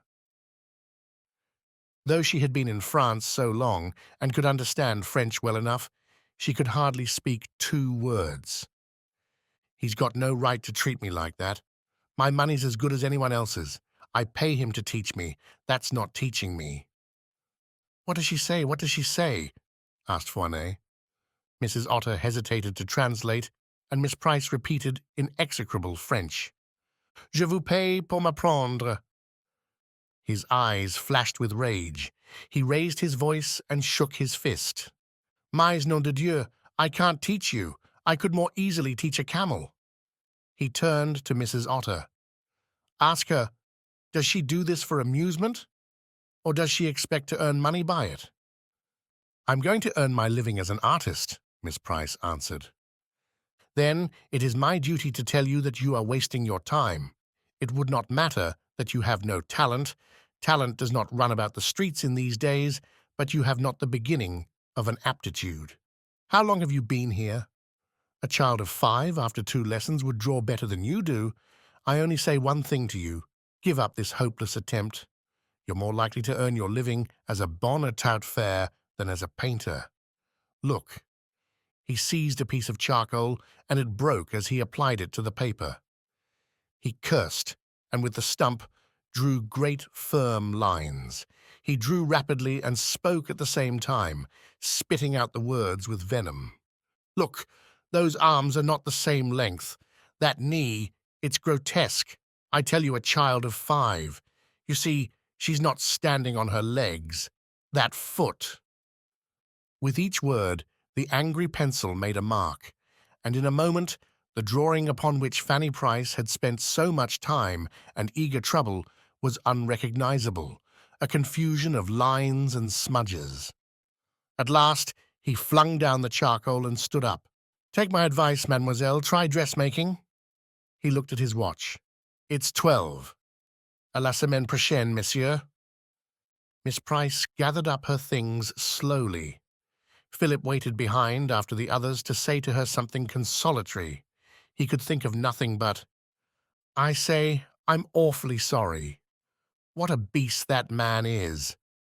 She turned on him savagely. "Is that what you're waiting about for? When I want your sympathy, I'll ask for it. Please get out of my way." She walked past him, out of the studio, and Philip, with a shrug of the shoulders, limped along to Gravier's for luncheon. "It served her right," said Lawson, when Philip told him what had happened. "Ill-tempered slut." Lawson was very sensitive to criticism, and in order to avoid it, never went to the studio when Foinet was coming. "I don't want other people's opinion of my work," he said. "I know myself if it's good or bad." "You mean you don't want other people's bad opinion of your work?" answered Clutton dryly. In the afternoon, Philip thought he would go to the Luxembourg to see the pictures, and walking through the garden, he saw Fanny Price sitting in her accustomed seat. He was sore at the rudeness with which she had met his well-meant attempt to say something pleasant, and passed as though he had not caught sight of her. But she got up at once and came towards him. "Are you trying to cut me?" she said. "No, of course not. I thought perhaps you didn't want to be spoken to. Where are you going?" "I wanted to have a look at the Manet. I've heard so much about it." "Would you like me to come with you? I know the Luxembourg rather well. I could show you one or two good things." He understood that, unable to bring herself to apologize directly, she made this offer as amends. "It's awfully kind of you. I should like it very much." "You needn't say yes if you'd rather go alone," she said suspiciously. "I wouldn't." They walked towards the gallery. Kay Labotte's collection had lately been placed on view, and the student for the first time had the opportunity to examine at his ease the works of the Impressionists. Till then, it had been possible to see them only at Durand-Ruel's shop in the Rue Lafitte, and the dealer, unlike his fellows in England, who adopt towards the painter an attitude of superiority, was always pleased to show the shabbiest student whatever he wanted to see, or at his private house, to which it was not difficult to get a card of admission on Tuesdays, and where you might see pictures of worldwide reputation. Miss Price led Philip straight up to Manet's Olympia. He looked at it in astonished silence. "Do you like it?" asked Miss Price. "I don't know," he answered helplessly. "You can take it from me that it's the best thing in the gallery, except perhaps Whistler's portrait of his mother." No. She gave him a certain time to contemplate the masterpiece, and then took him to a picture representing a railway station. "Look, here's a Monet," she said. "It's the Gare Saint-Lazare." "But the railway lines aren't parallel," said Philip. "What does that matter?" she asked, with a haughty air. Philip felt ashamed of himself. Fanny Price had picked up the glib chatter of the studios and had difficulty in impressing Philip with the extent of her knowledge. She proceeded to explain the pictures to him, superciliously but not without insight, and showed him what the painters had attempted and what he must look for. Talked with much gesticulation of the thumb, and Philip, to whom all she said was new, listened with profound but bewildered interest. Till now he had worshipped Watts and Burne-Jones. The pretty colour of the first, the drawing of the second, had entirely satisfied his aesthetic sensibilities. Their vague idealism, the suspicion of a philosophical idea which underlay the titles they gave their pictures, accorded very well with functions of art, as from his diligent perusal of Ruskin he understood it. But here was something quite different. Here was no moral appeal, and the contemplation of these works could help no one to lead a purer and a higher life. He was puzzled. At last he said, "You know, I'm simply dead. I don't think I can absorb anything more profitably. Let's go and sit down on one of the benches." "It's better not to take too much art at a time," Miss Price answered.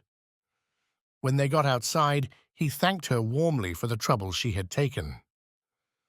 "Oh, that's all right," she said, a little ungraciously. "I do it because I enjoy it. We'll go to the Louvre tomorrow if you like, and then I'll take you to Durand-Ruel's." "You're really awfully good to me." "You don't think me such a beast as the most of them do." "I don't," he smiled. "They think they'll drive me away from the studio, but they won't. I shall stay there just exactly as long as it suits me. All that this morning, it was Lucy Otter's doing. I know it was. She always has hated me. She thought after that I'd take myself off. I dare say she'd like me to go. She's afraid I know too much about her." Miss Price told him a long, involved story, which made out that Mrs. Otter, a humdrum and respectable person, had scabrous intrigues. Then she talked of Ruth Challis, the girl whom Foinet had praised that morning. "She's been with every one of the fellows at the studio. She's nothing better than a streetwalker, and she's dirty. She hasn't had a bath for a month. I know it for a fact." Philip listened uncomfortably.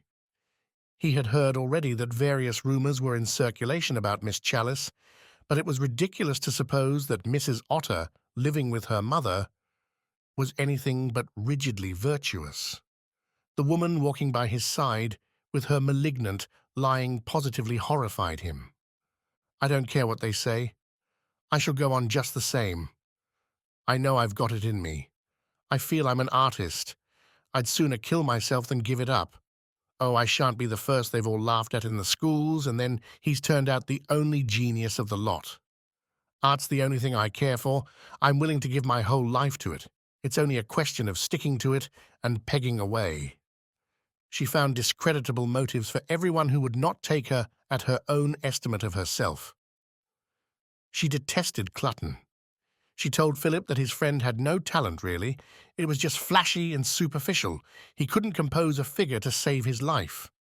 And Lawson, little beast, with his red hair and his freckles, he's so afraid of Foinet that he won't let him see his work. After all, I don't funk it, do I? I don't care what Foinet says to me.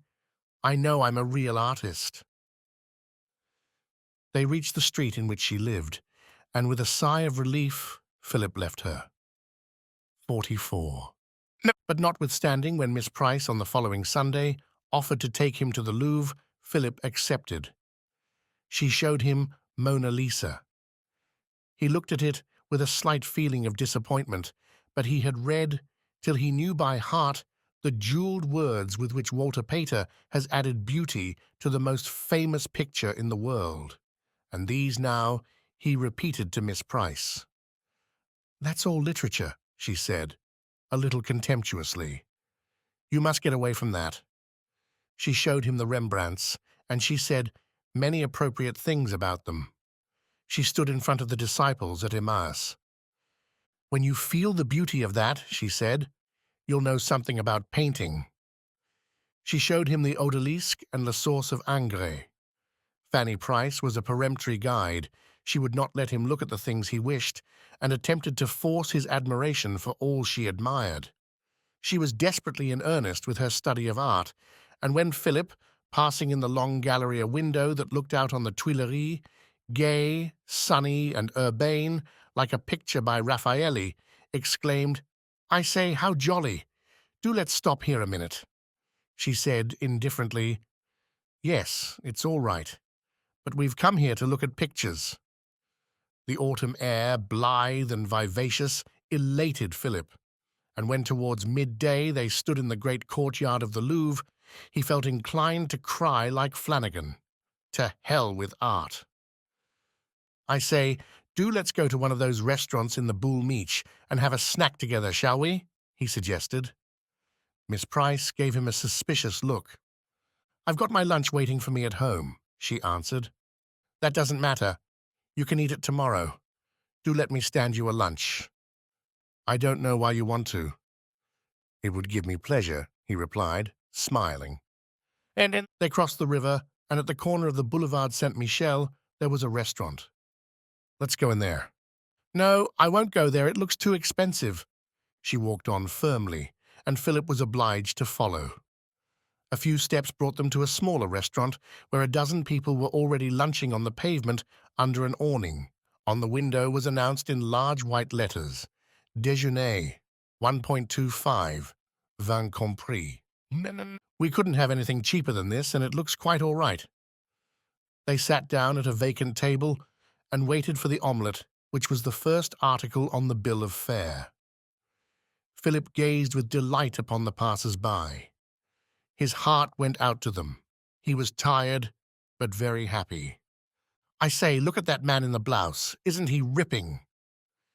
He glanced at Miss Price, and to his astonishment, saw that she was looking down at her plate, regardless of the passing spectacle, and 2 heavy tears were rolling down her cheeks. "What on earth's the matter?" he exclaimed. "If you say anything to me, I shall get up and go at once," she answered. He was entirely puzzled, but fortunately, at that moment, the omelette came. He divided it in 2, and they began to eat. Philip did his best to talk of indifferent things, and it seemed as though Miss Price were making an effort on her side to be agreeable. But the luncheon was not altogether a success. Philip was squeamish, and the way in which Miss Price ate took his appetite away. She ate noisily, greedily, a little like a wild beast in a menagerie, and after she had finished each course, rubbed the plate with pieces of bread till it was white and shining, as if she did not wish to lose a single drop of gravy. They had camembert cheese, and it disgusted Philip to see that she ate rind and all of the portion that was given her. She could not have eaten more ravenously if she was starving. Miss Price was unaccountable, and having parted from her on one day with friendliness, he could never tell whether on the next she would not be sulky and uncivil. But he learned a good deal from her. Though she could not draw well herself, she knew all that could be taught, and her constant suggestions helped his progress. Mrs. Otter was useful to him too, and sometimes Miss Challis criticized his work. He learned from the glib loquacity of Lawson and from the example of Clutton. But Fanny Price hated him to take suggestions from anyone but herself, and when he asked her help after someone else had been talking to him, she would refuse with brutal rudeness. The other fellows, Lawson, Clutton, Flanagan, chaffed him about her. "You be careful, my lad," they said. "She's in love with you." "Oh, what nonsense," he laughed. The thought that Miss Price could be in love with anyone was preposterous. It made him shudder when he thought of her uncomeliness, the bedraggled hair and the dirty hands, the brown dress she always wore, stained and ragged at the hem. He supposed she was hard up. They were all hard up, but she might at least be clean, and it was surely possible with a needle and thread to make her skirt tidy. Philip began to sort his impressions of the people he was thrown in contact with. He was not so ingenuous as in those days which now seemed so long ago at Heidelberg, and beginning to take a more deliberate interest in humanity, he was inclined to examine and to criticize. He found it difficult to know Clutton any better after seeing him every day for 3 months than on the first day of their acquaintance. The general impression at the studio was that he was able. It was supposed that he would do great things, and he shared the general opinion. But what exactly he was going to do, neither he nor anybody else quite knew. He had worked at several studios before Amitrano's, at Julian's, the Beaux Arts, and Macpherson's, and was remaining longer at Amitrano's than anywhere because he found himself more left alone. He was not fond of showing his work, and unlike most of the young men who were studying art, neither sought nor gave advice. It was said that in the little studio in the Rue Campagne Première, which served him for workroom and bedroom, he had wonderful pictures which would make his reputation if only he could be induced to exhibit them. He could not afford a model, but painted still life, and Lawson constantly talked of a plate of apples, which he declared was a masterpiece. He was fastidious, and aiming at something he did not quite fully grasp, was constantly dissatisfied with his work as a whole. Perhaps a part would please him, the forearm or the leg and foot of a figure, a glass or a cup in a still life, and he would cut this out and keep it, destroying the rest of the canvas, so that when people invited themselves to see his work, he could truthfully answer that he had not a single picture to show. In Brittany, he had come across a painter whom nobody else had heard of, a queer fellow who had been a stockbroker and taken up painting at middle age, and he was greatly influenced by his work. He was turning his back on the Impressionists and working out for himself painfully an individual way not only of painting, but of seeing. Philip felt in him something strangely original. At Gravier's, where they ate, and in the evening at the Versailles or at the Closerie des Lilas-Cloutons, was inclined to taciturnity. He sat quietly, with a sardonic expression on his gaunt face, and spoke only when the opportunity occurred to throw in a witticism. He liked a butt, and was most cheerful when someone was there on whom he could exercise his sarcasm. He seldom talked of anything but painting, and then only with the one or two persons whom he thought worthwhile. Philip wondered whether there was in him really anything. His reticence, the haggard look of him, the pungent humour, seemed to suggest personality, but might be no more than an effective mask which covered nothing. With Lawson, on the other hand, Philip soon grew intimate. He had a variety of interests which made him an agreeable companion. He read more than most of the students, and though his income was small, loved to buy books. He lent them willingly, and Philip became acquainted with Flaubert and Balzac, with Verlaine, Heredia, and Villiers de l'Isle Adam. They went to plays together, and sometimes to the gallery of the Opera Comique. There was the Odeon quite near them, and Philip soon shared his friend's passion for the tragedians of Louis XIV and the sonorous Alexandrine. In the Rue Taitbout were the Concert Rouge, where for 75 centimes they could hear excellent music and get into the bargain something which it was quite possible to drink. The seats were uncomfortable. The place was crowded, the air thick with caporal horrible to breathe, but in their young enthusiasm they were indifferent. Sometimes they went to the Bal Bullier. On these occasions Flanagan accompanied them. His excitability and his roisterous enthusiasm made them laugh. He was an excellent dancer, and before they had been 10 minutes in the room, he was prancing round with some little shop girl whose acquaintance he had just made. The desire of all of them was to have a mistress. It was part of the paraphernalia of the art student in Paris. It gave consideration in the eyes of one's fellows. It was something to boast about.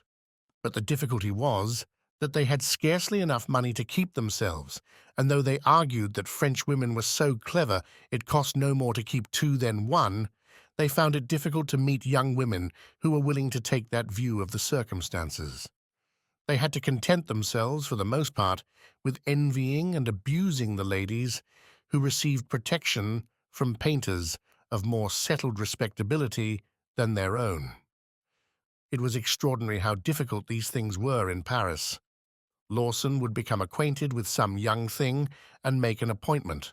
For 24 hours he would be all in a flutter and describe the charmer at length to everyone he met, but she never by any chance turned up at the time fixed.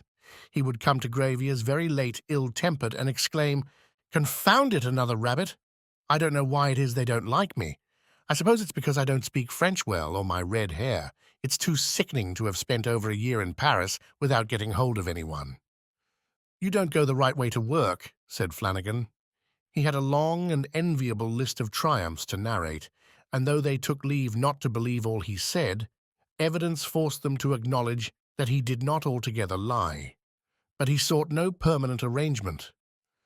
He only had 2 years in Paris. He had persuaded his people to let him come and study art instead of going to college. But at the end of that period, he was to return to Seattle and go into his father's business.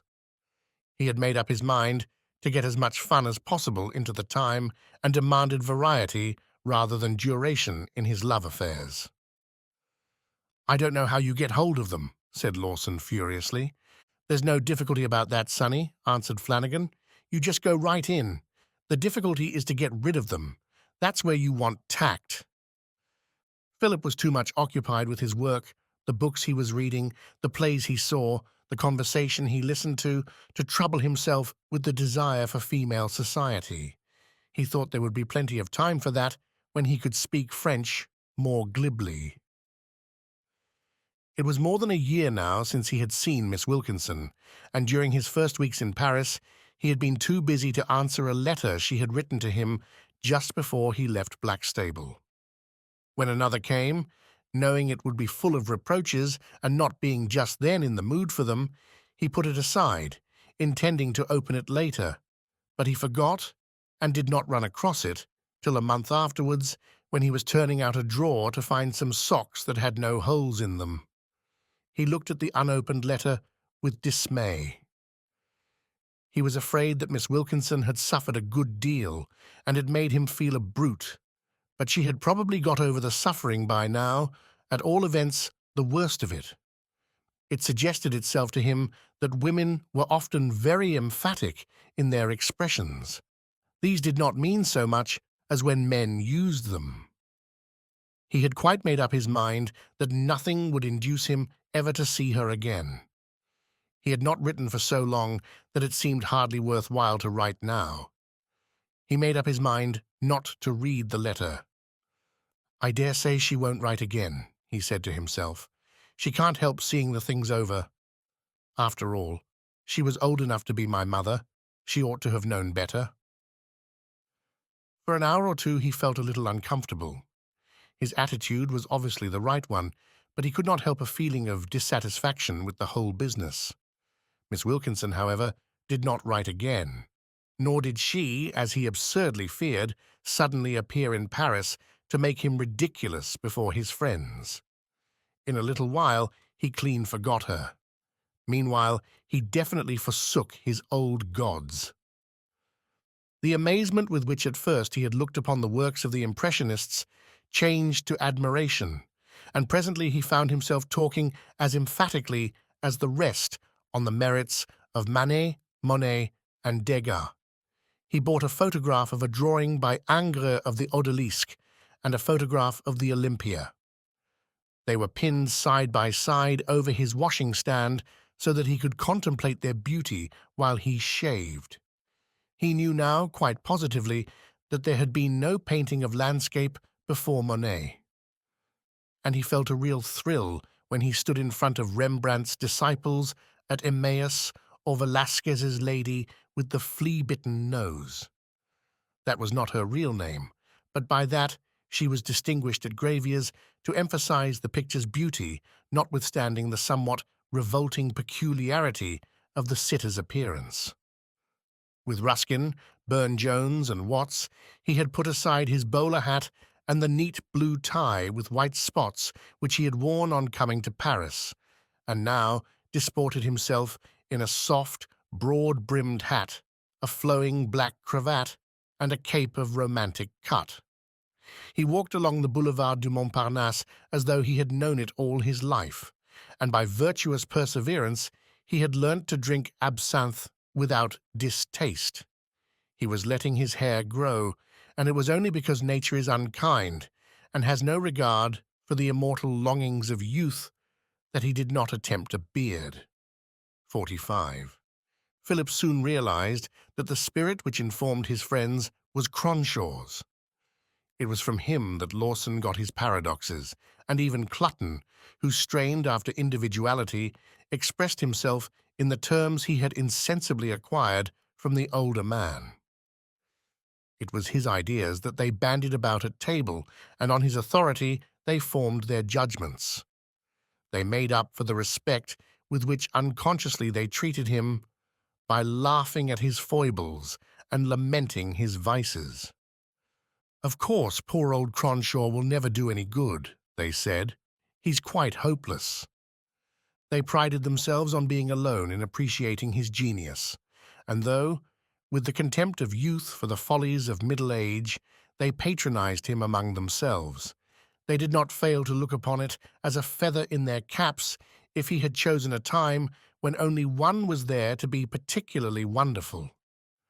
Cronshaw never came to Gravier's. For the last 4 years he had lived in squalid conditions with a woman whom only Lawson had once seen, in a tiny apartment on the 6th floor of one of the most dilapidated houses on the Quai des Grands Augustins. Lawson described with gusto the filth, the untidiness, the litter, and the stink nearly blew your head off. "Not a dinner, Lawson," expostulated one of the others. But he would not deny himself the pleasure of giving picturesque details of the odours which met his nostril. With a fierce delight in his own realism, he described the woman who had opened the door for him. She was dark, small, and fat, quite young, with black hair that seemed always on the point of coming down. She wore a slatternly blouse and no corsets. With her red cheeks, large, sensual mouth, and shining, lewd eyes, she reminded you of the Bohemienne in the Louvre by Franz Hals. She had a flaunting vulgarity which amused and yet horrified. A scrubby, unwashed baby was playing on the floor. It was known that the slut deceived Cronshaw with the most worthless ragamuffins of the quarter, and it was a mystery to the ingenuous youths who absorbed his wisdom over a cafe table that Cronshaw, with his keen intellect and his passion for beauty, could ally himself to such a creature. But he seemed to revel in the coarseness of her language, and would often report some phrase which reeked of the gutter. He referred to her ironically as la fille de mon concierge. Cronshaw was very poor. He earned a bare subsistence by writing on the exhibitions of pictures for one or two English papers, and he did a certain amount of translating. He had been on the staff of an English paper in Paris, but had been dismissed for drunkenness. He still, however, did odd jobs for it, describing sales at the Hotel Drouot or the reviews at music halls. The life of Paris had got into his bones, and he would not change it, notwithstanding its squalor, drudgery, and hardship, for any other in the world. He remained there all through the year, even in summer when everyone he knew was away, and felt himself only at ease within a mile of the Boulevard Saint-Michel. But the curious thing was that he had never learnt to speak French passably, and he kept in his shabby clothes bought at La Belle Jardinière an ineradicably English appearance. He was a man who would have made a success of life a century and a half ago, when conversation was a passport to good company and inebriety no bar. I ought to have lived in the 1800s, he said himself. What I want is a patron. I should have published my poems by subscription and dedicated them to a nobleman. I long to compose rhymed couplets upon the poodle of a countess. My soul yearns for the love of chambermaids and the conversation of bishops. He quoted the romantic Rolla, Je suis venu trop tard dans un monde trop vieux. He liked new faces, and he took a fancy to Philip, who seemed to achieve the difficult feat of talking just enough to suggest conversation and not too much to prevent monologue. Philip was captivated. He did not realize that little that Cronshaw said was new. His personality in conversation had a curious power. He had a beautiful and a sonorous voice, and a manner of putting things which was irresistible to youth. All he said seemed to excite thought, and often on the way home, Lawson and Philip would walk to and from one another's hotels, discussing some point which a chance word of Cronshaw had suggested. It was disconcerting to Philip, who had a youthful eagerness for results, that Cronshaw's poetry hardly came up to expectation. It had never been published in a volume, but most of it had appeared in periodicals, and after a good deal of persuasion, Cronshaw brought down a bundle of pages torn out of the Yellow Book, the Saturday Review, and other journals, on each of which was a poem. Philip was taken aback to find that most of them reminded him either of Henley or of Swinburne. It needed the splendor of Cronshaw's delivery to make them personal. He expressed his disappointment to Lawson, who carelessly repeated his words, and next time Philip went to the Closerie des Lilas, the poet turned to him with his sleek smile. I hear you don't think much of my verses. Philip was embarrassed. I don't know about that, he answered. I enjoyed reading them very much. Do not attempt to spare my feelings, returned Cronshaw, with a wave of his fat hand. I do not attach any exaggerated importance to my poetical works. Life is there to be lived rather than to be written about. My aim is to search out the manifold experience that it offers, wringing from each moment what of emotion it presents. I look upon my writing as a graceful accomplishment which does not absorb, but rather adds pleasure to existence. And as for posterity, damn posterity. Philip smiled, for it leaped to one's eyes that the artist in life had produced no more than a wretched daub. Cronshaw looked at him meditatively and filled his glass. He sent the waiter for a packet of cigarettes. You are amused because I talk in this fashion, and you know that I am poor and live in an attic with a vulgar trollop who deceives me with hairdressers and garçons de café. I translate wretched books for the British public and write articles upon contemptible pictures which deserve not even to be abused. But pray tell me what is the meaning of life? I say, that's rather a difficult question. Won't you give the answer yourself? No, because it's worthless unless you yourself discover it. But what do you suppose you are in the world for? Philip had never asked himself, and he thought for a moment before replying. Oh, I don't know. I suppose to do one's duty and make the best possible use of one's faculties and avoid hurting other people. In short, to do unto others as you would they should do unto you? I suppose so. Christianity. No, it isn't, said Philip indignantly. It has nothing to do with Christianity. It's just abstract morality. But there's no such thing as abstract morality. In that case, supposing under the influence of liquor you left your purse behind when you leave here and I picked it up, why do you imagine that I should return it to you? It's not the fear of the police.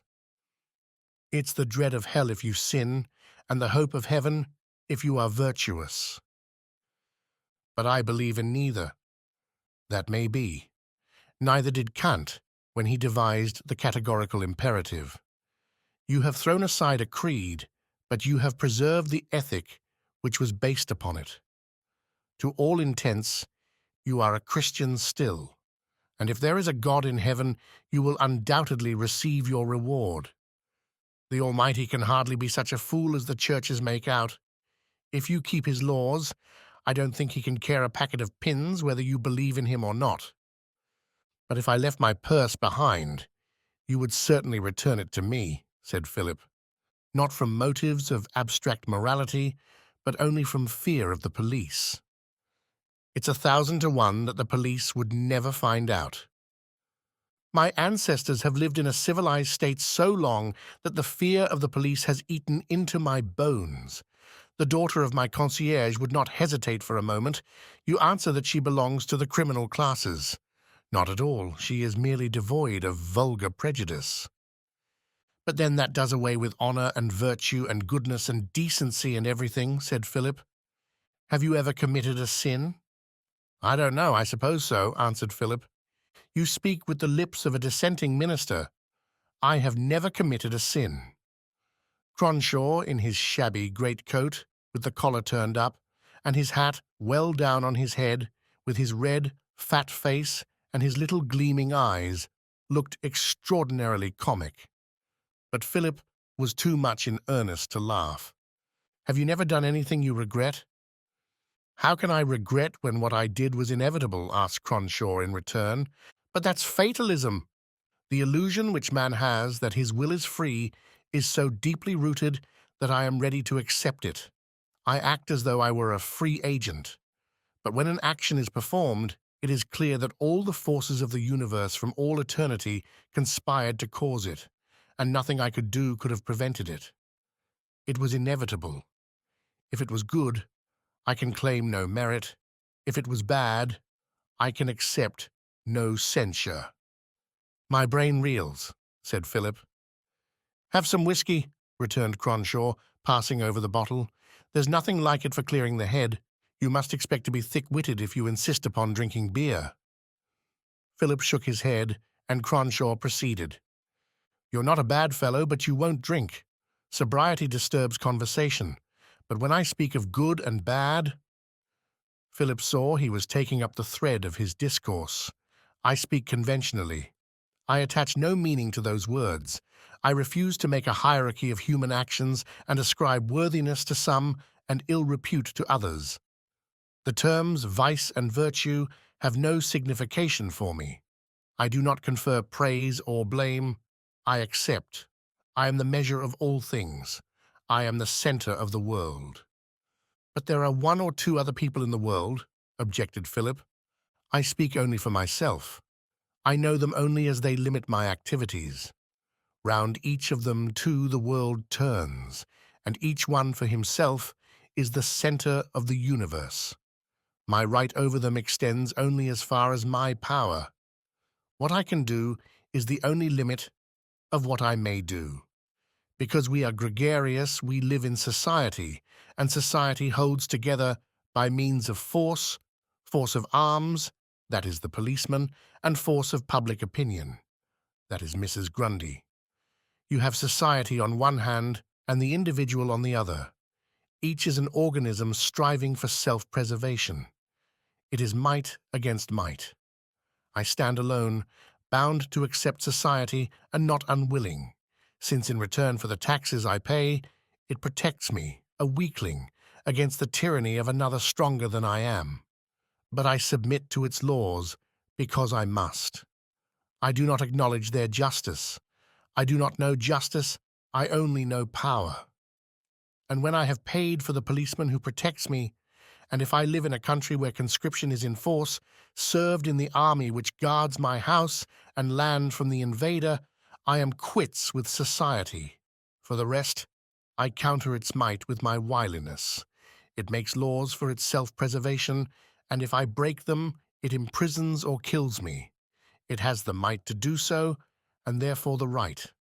If I break the laws, I will accept the vengeance of the state, but I will not regard it as punishment, nor shall I feel myself convicted of wrongdoing. Society tempts me to its service by honors and riches and the good opinion of my fellows. But I am indifferent to their good opinion. I despise honors, and I can do very well without riches. But if everyone thought like you, things would go to pieces at once. I have nothing to do with others. I am only concerned with myself. I take advantage of the fact that the majority of mankind are led by certain rewards to do things which directly or indirectly tend to my convenience. It seems to me an awfully selfish way of looking at things, said Philip. But are you under the impression that men ever do anything except for selfish reasons? Yes. It is impossible that they should. You will find as you grow older that the first thing needful to make the world a tolerable place to live in is to recognize the inevitable selfishness of humanity. You demand unselfishness from others, which is a preposterous claim that they should sacrifice their desires to yours. Why should they? When you are reconciled to the fact that each is for himself in the world, you will ask less from your fellows. They will not disappoint you, and you will look upon them more charitably. Men seek but one thing in life, their pleasure. No, no, no, cried Philip.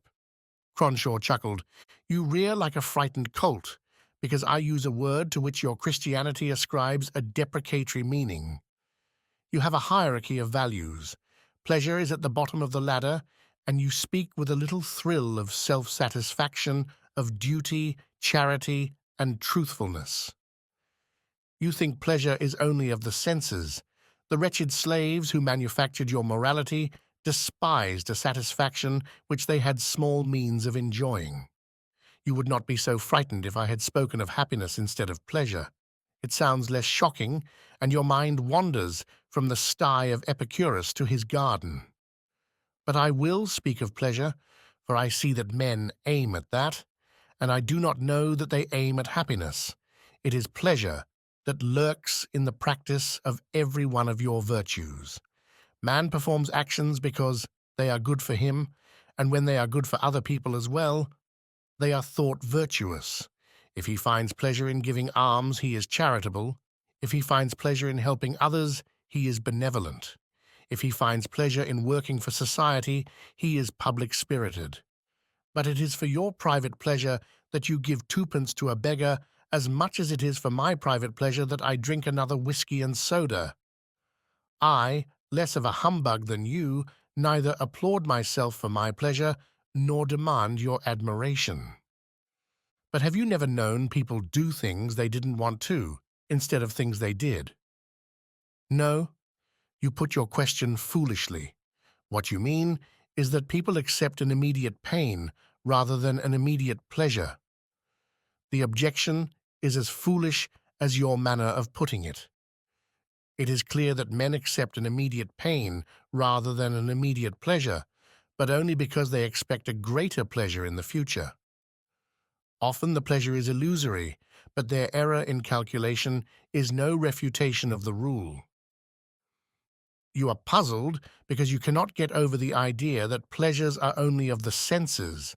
But child, a man who dies for his country dies because he likes it as surely as a man eats pickled cabbage because he likes it. It is a law of creation. If it were possible for men to prefer pain to pleasure, the human race would have long since become extinct. But if all that is true, cried Philip, what is the use of anything? If you take away duty and goodness and beauty, why are we brought into the world?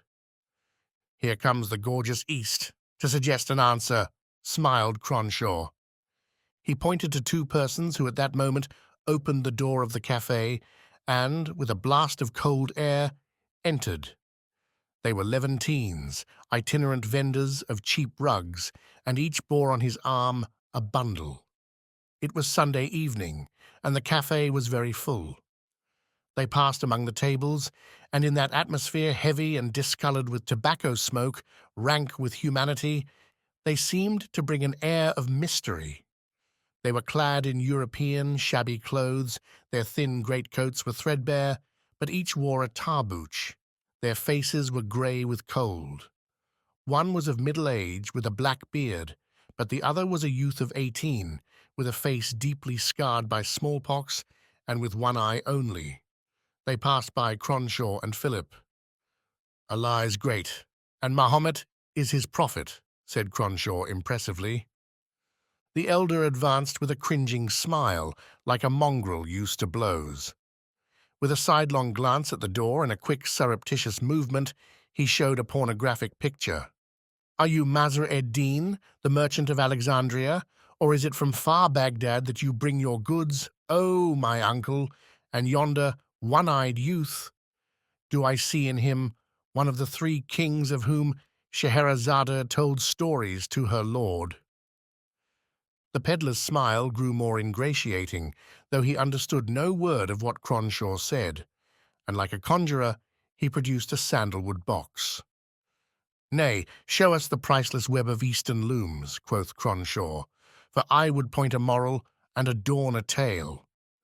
The Levantine unfolded a tablecloth, red and yellow, vulgar, hideous, and grotesque. 35 francs, he said. Oh, my uncle, this cloth knew not the weavers of Samarkand, and those colours were never made in the vats of Bokhara. 25 francs, smiled the peddler obsequiously. Ultima Thule was the place of its manufacture, even Birmingham the place of my birth. 15 francs, cringed the bearded man. Get thee gone, fellow, said Cronshaw. May wild asses defile the grave of thy maternal grandmother. Imperturbably, but smiling no more, the Levantine passed with his wares to another table. Cronshaw turned to Philip. Have you ever been to the Cluny, the museum?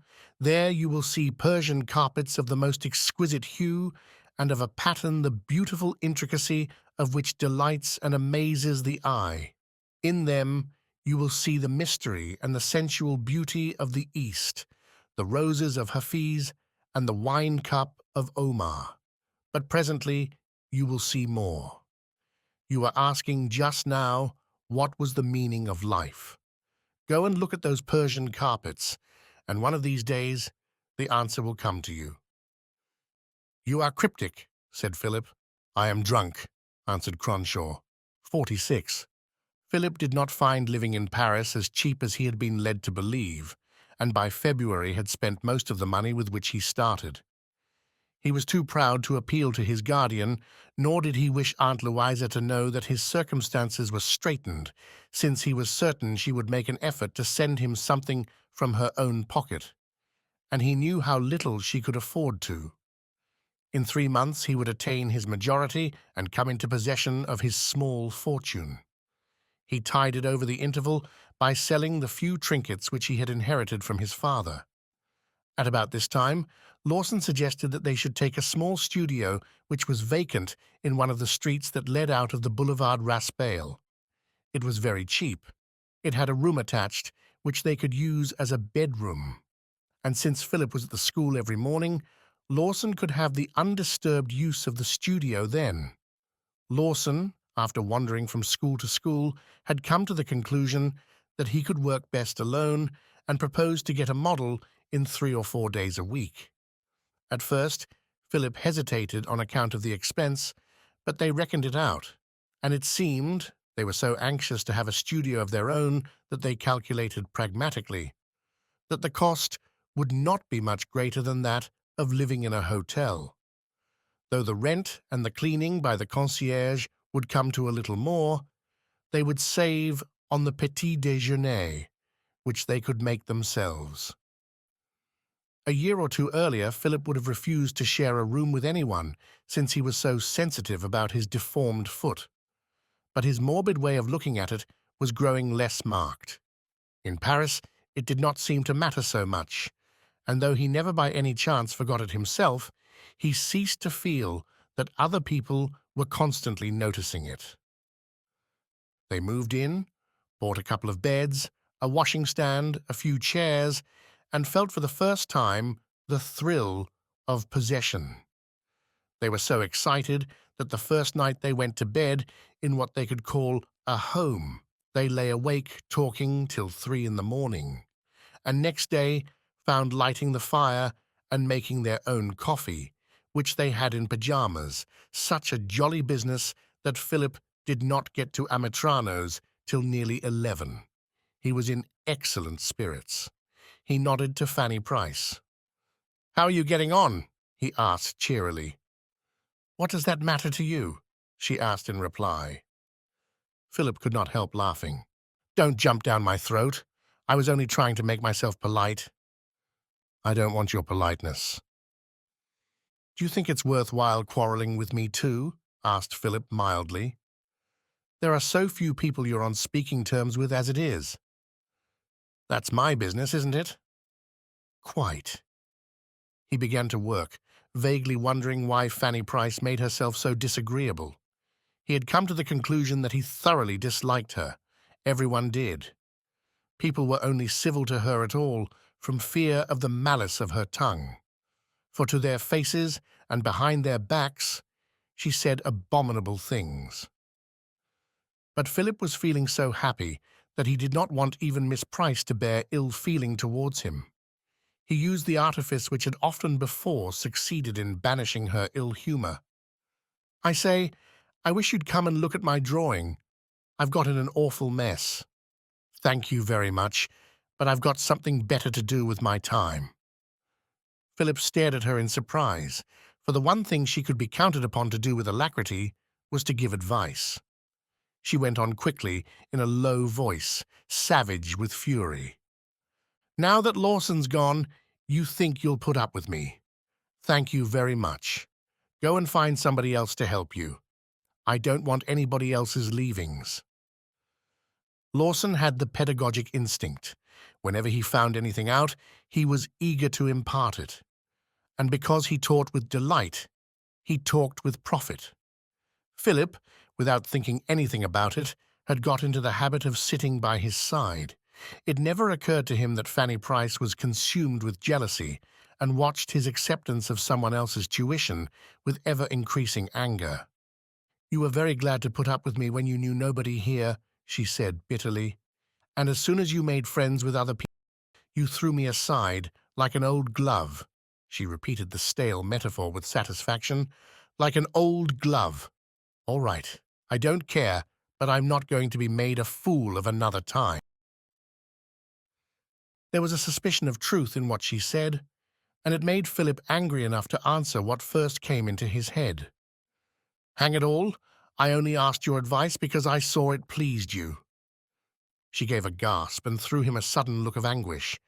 Then 2 tears rolled down her cheeks. She looked frowsy and grotesque.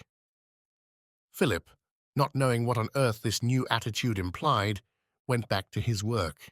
He was uneasy and conscience-stricken, but he would not go to her and say he was sorry if he had caused her pain, because he was afraid she would take the opportunity to snub him.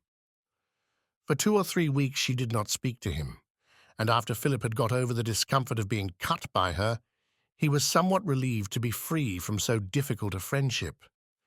He had been a little disconcerted by the air of proprietorship she assumed over him. She was an extraordinary woman.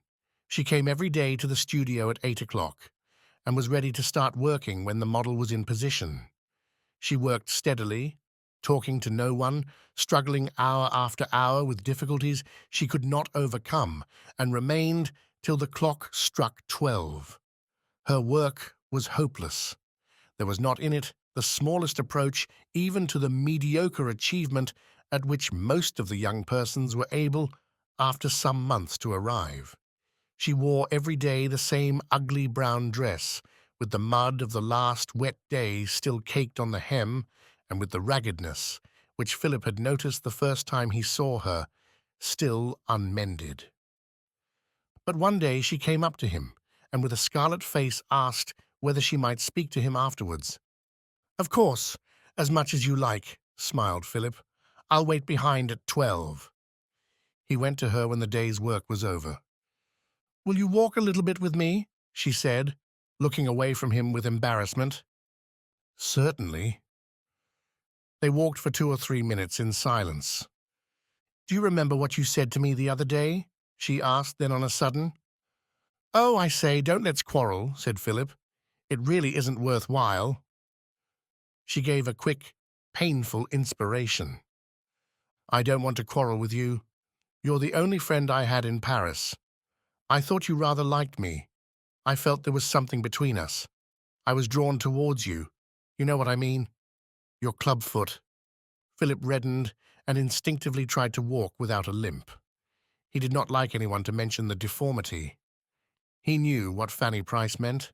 She was ugly and uncouth, and because he was deformed, there was between them a certain sympathy. He was very angry with her, but he forced himself not to speak. "You said you only asked my advice to please me. Don't you think my work's any good?" "I've only seen your drawing at Amitrano's. It's awfully hard to judge from that." "I was wondering if you'd come and look at my other work. I've never asked anyone else to look at it. I should like to show it to you." "It's awfully kind of you. I'd like to see it very much." "I live quite near here," she said apologetically. "It'll only take you 10 minutes. "Oh, that's all right," he said. They were walking along the boulevard, and she turned down a side street, then led him into another, poorer still, with cheap shops on the ground floor, and at last stopped. They climbed flight after flight of stairs. She unlocked a door, and they went into a tiny attic with a sloping roof and a small window. This was closed, and the room had a musty smell. Though it was very cold, there was no fire and no sign that there had been one. The bed was unmade. A chair, a chest of drawers which served also as a washstand, and a cheap easel were all the furniture. The place would have been squalid enough in any case, but the litter, the untidiness, made the impression revolting. On the chimney-piece, scattered over with paints and brushes, were a cup, a dirty plate, and a teapot. "If you'll stand over there, I'll put them on the chair so that you can see them better." She showed him 20 small canvases, about 18 by 12. She placed them on the chair, one after the other, watching his face. He nodded as he looked at each one. "You do like them, don't you?" she said anxiously after a bit. "I just want to look at them all first," he answered. "I'll talk afterwards." He was collecting himself. He was panic-stricken. He did not know what to say. It was not only that they were ill-drawn, or that the colour was put on amateurishly by someone who had no eye for it, but there was no attempt at getting the values, and the perspective was grotesque. It looked like the work of a child of 5, but a child would have had some naivete, and might at least have made an attempt to put down what he saw. But here was the work of a vulgar mind-chalk, full of recollections of vulgar pictures. Philip remembered that she had talked enthusiastically about Monet and the Impressionists, but here were only the worst traditions of the Royal Academy. "There," she said at last, "that's the lot." Philip was no more truthful than anybody else, but he had a great difficulty in telling a thundering, deliberate lie, and he blushed furiously when he answered, "I think they're most awfully good." A faint colour came into her unhealthy cheeks, and she smiled a little. "You needn't say so if you don't think so, you know. I want the truth." but I do think so. Haven't you got any criticism to offer? There must be some you don't like as well as others. Philip looked round helplessly. He saw a landscape, the typical picturesque bits of the amateur, an old bridge, a creeper-clad cottage, and a leafy bank. Of course I don't pretend to know anything about it, he said, but I wasn't quite sure about the values of that. She flushed darkly, and taking up the picture, quickly turned its back to him. I don't know why you should have chosen that one to sneer at. It's the best thing I've ever done. I'm sure my values are all right. That's a thing you can't teach anyone. You either understand values or you don't. I think they're almost awfully good, repeated Philip. She looked at them with an air of self-satisfaction. I don't think they're anything to be ashamed of. Philip looked at his watch. I say, it's getting late. Won't you let me give you a little lunch? I've got my lunch waiting for me here. Philip saw no sign of it, but supposed perhaps the concierge would bring it up when he was gone. He was in a hurry to get away. The mustiness of the room made his head ache,